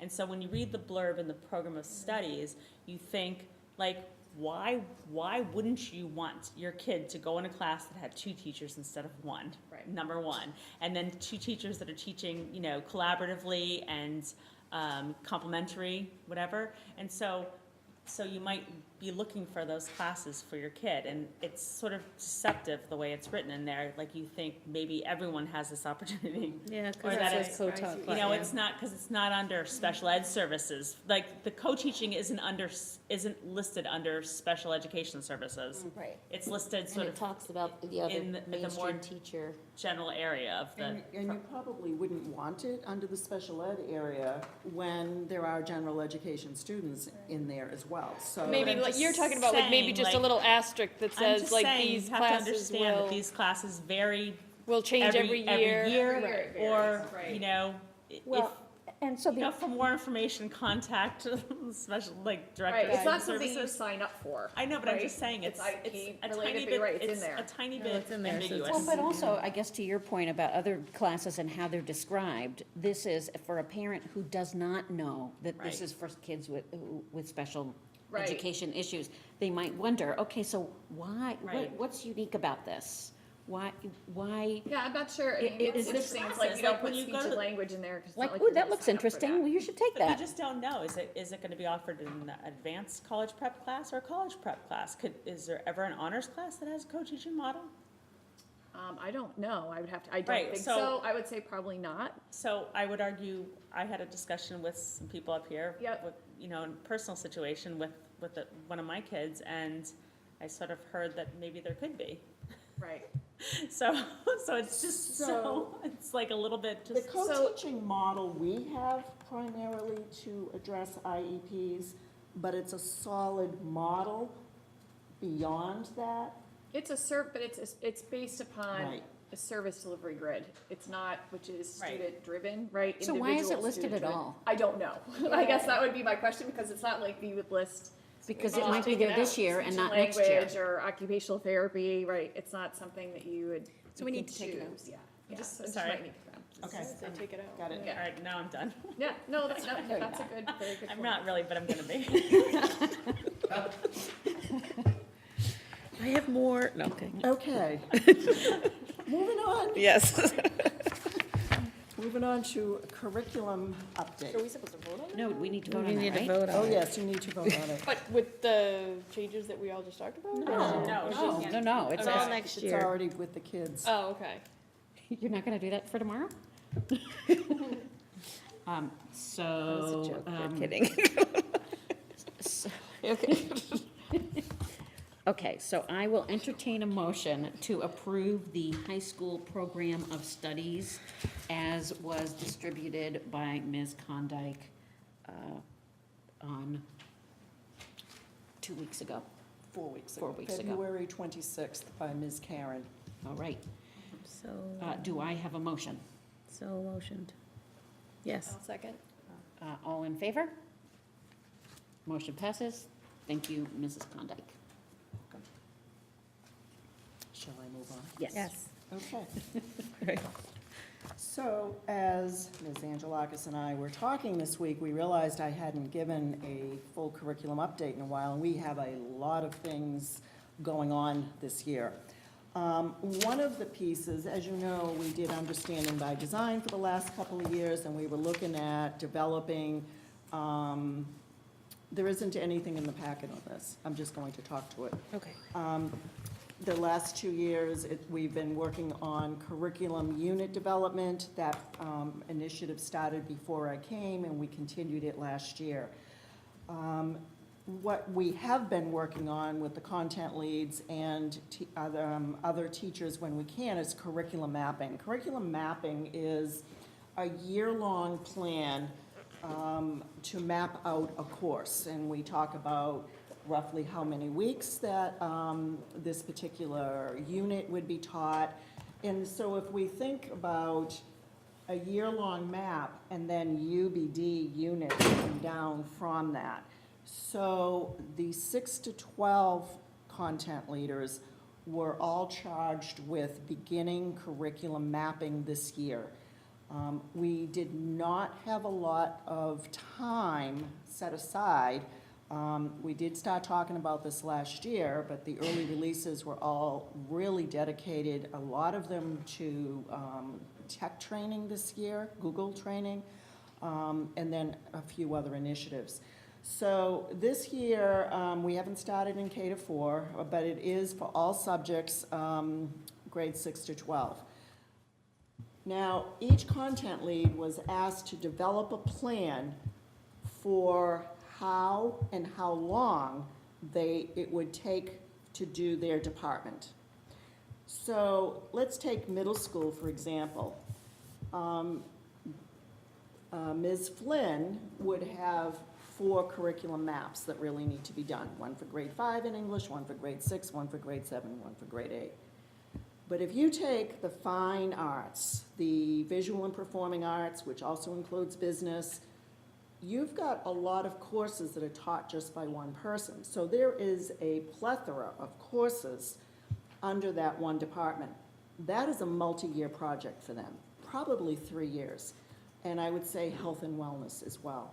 So that's just some of the work that we've been doing, and I just met with the content leads this week, and I'm very pleased to say that we think 35 to 40 maps will be pretty much finished of where we are right now by the year's end.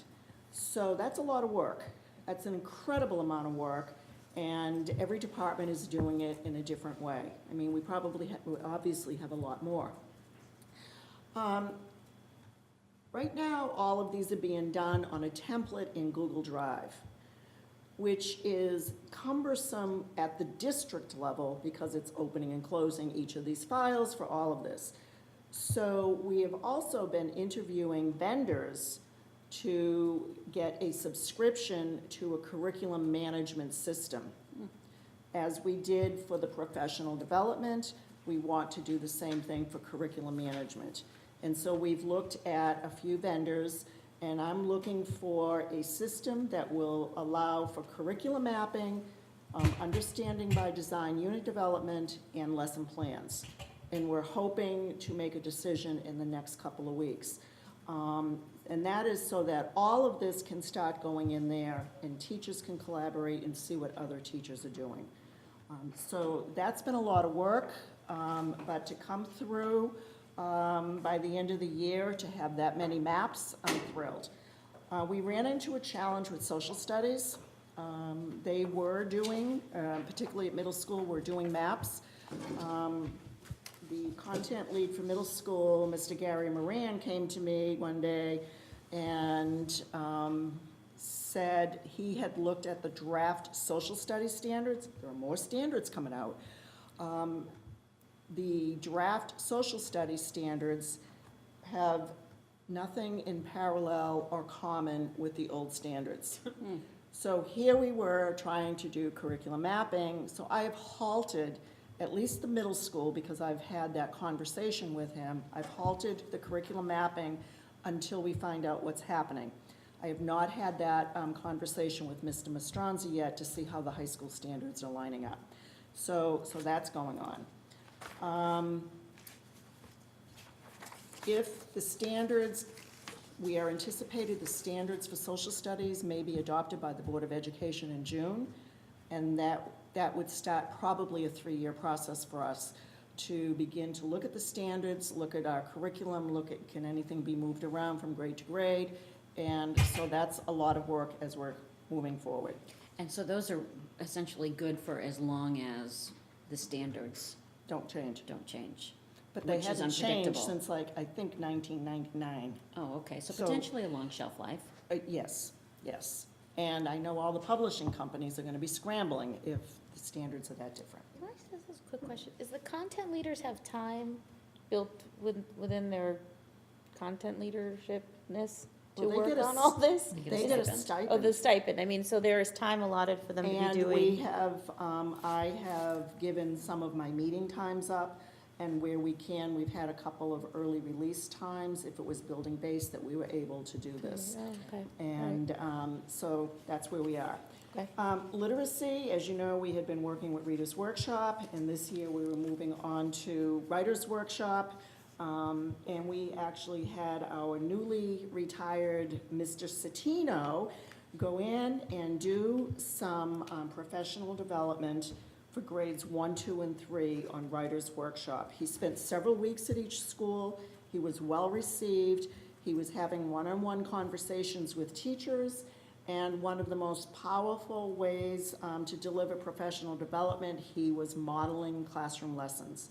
And teachers were saying to him, I can't believe how much my kids are writing in a particular piece, and my kids are doing so much more writing even with frequency than ever before. So he was very well received. Yeah, So good to next hear. year, we need to be looking at grades K and 4 and moving on. What So about that's 5? And we're getting there. Okay. Just 'cause- We're getting there. Next piece, just so you don't think I've been idle. Math. We've had a math content review going on this year, and at the elementary level, we are looking at different math programs, and we've reviewed 4 or 5 of them, and we are looking at making a decision in the next month or so on a program to pilot next year alongside our existing math program. And scope and pacing guides would be developed so that we've got a comparable piece moving forward and going from there, and collecting some hard data, pre-assessment, post-assessment data. Moving on. Social studies I've already spoken about. STEM I already spoke about.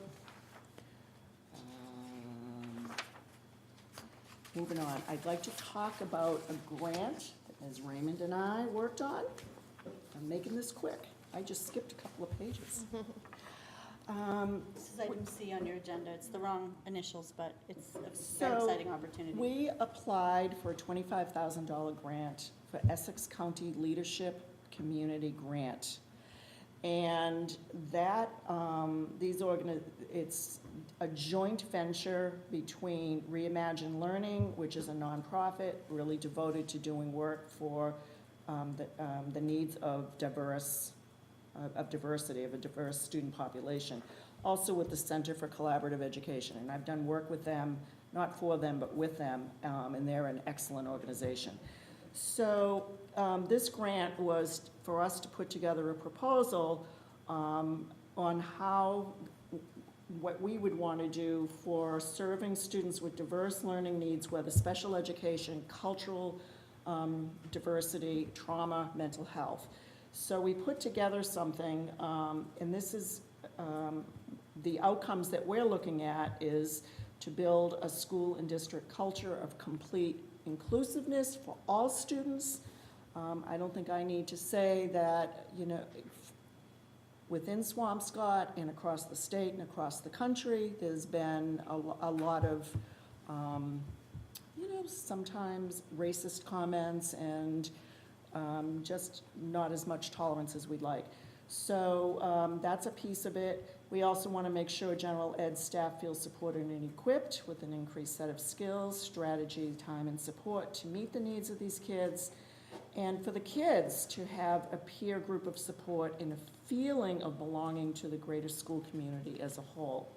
And the other piece is really increasing family involvement in our school community, particularly marginalized groups such as parents whose native language is not English.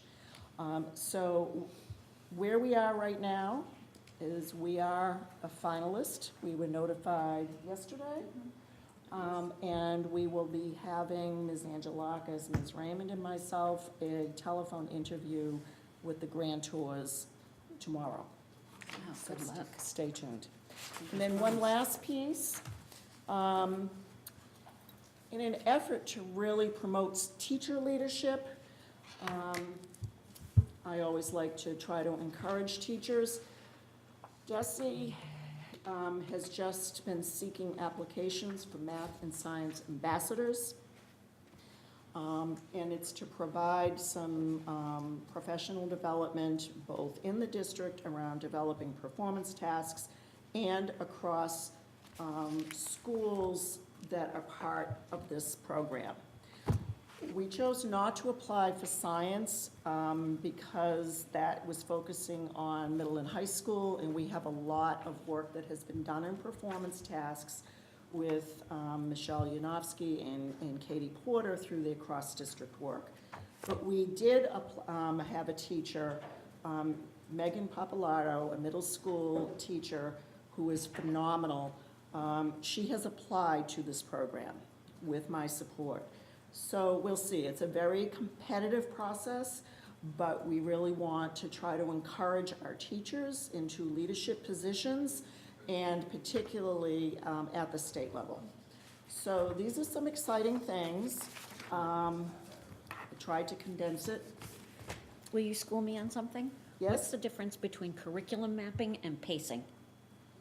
So, like a pacing guide? Yeah. A pacing guide, I tend to look at as, you're gonna spend 2 days on this lesson, 3 days on this lesson, whereas a curriculum map is going to be, you're gonna spend 4 weeks on this unit of instruction.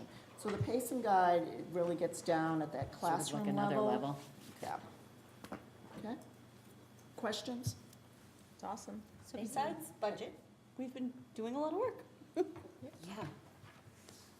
And what happens when somebody like Mr. Satino is retired? Does he stick around to do what he's doing? I had contracted him as a consultant to come in and do this work. Oh, okay, so this was beyond his... This is after he retired. Okay, great. That's exciting.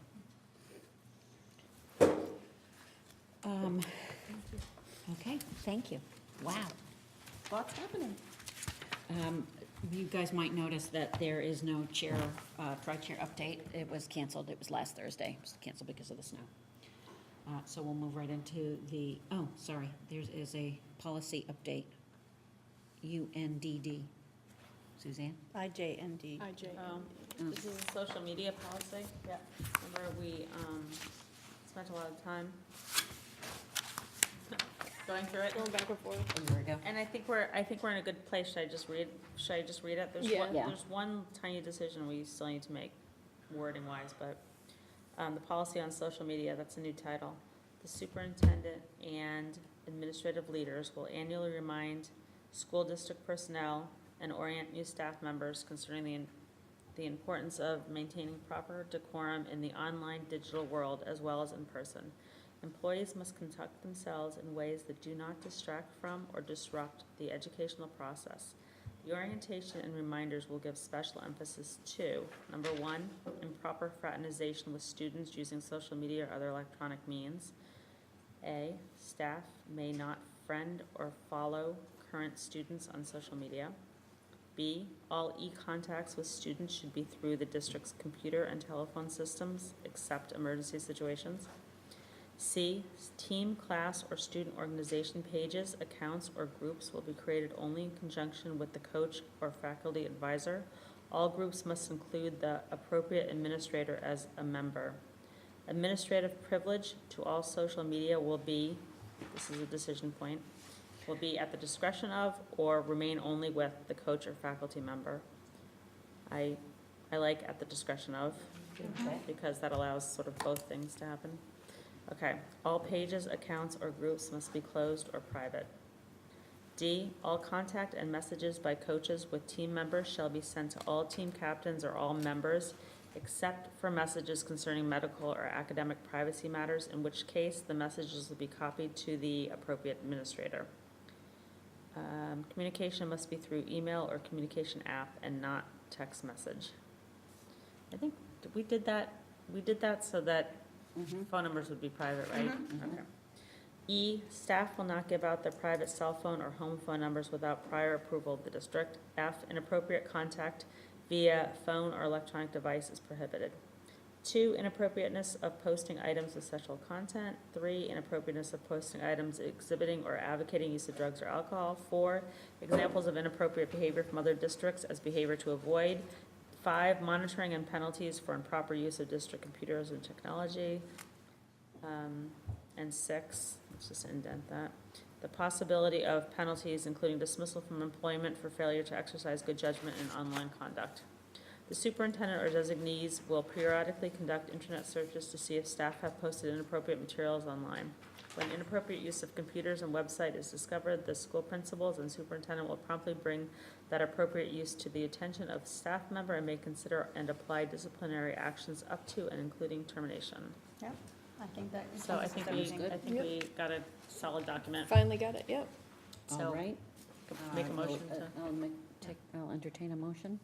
oh yeah, you'll entertain it and I'll make it. Okay. Do I have a second? I'll second. All in favor? Motion passes. Thank you. Moving on, the easiest part of the night, consent agenda is designed to expedite the handling of routine miscellaneous business and business of the district. The school committee may adopt the entire consent agenda with one motion. At the request of any committee member, any item can be removed from the consent agenda and placed on the regular agenda for discussion. Up tonight, we have the budget subcommittee meeting minutes from January 19th, the executive session, no, we don't have the executive session meeting minutes. So cross off B. Well, that's a different executive session, I believe. Yeah. Executive session minutes. That's from January. January 30th. That is in there.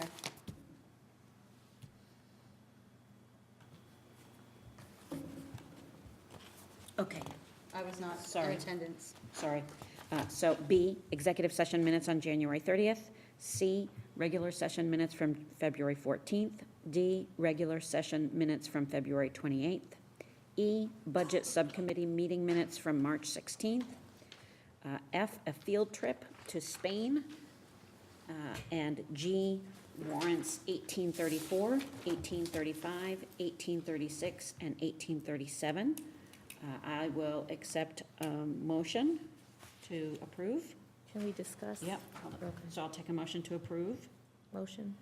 I make a motion to approve? Okay, and then is there any discussion? Oh, no, I have to second it. Do I get a second? I'll second. Okay, is there anything to discuss? So I just wanted to follow up with a question that we had at the budget subcommittee, the last one we had of the whole, in terms of licensure, transitioning plan of the school business administrator, and just following up with MASC on our concerns about with the transition plan and having Mr. Katz overseeing. In your plan, so Mike Gilbert just basically said you must have a licensed business manager, so obviously And it would be Evan. it would be Evan staying on board through your transition plan. So it's not a matter of hours he's putting in, it's No, that he would he be is still supervising. ultimately responsible. So as long as he remains in that, then it's fine. That was just a follow-up that we had about the question. Okay, any other questions? All right, all in favor? Motion passes. I will entertain a motion to adjourn. I'll make the motion. Second? All in favor? Aye. Adjourned.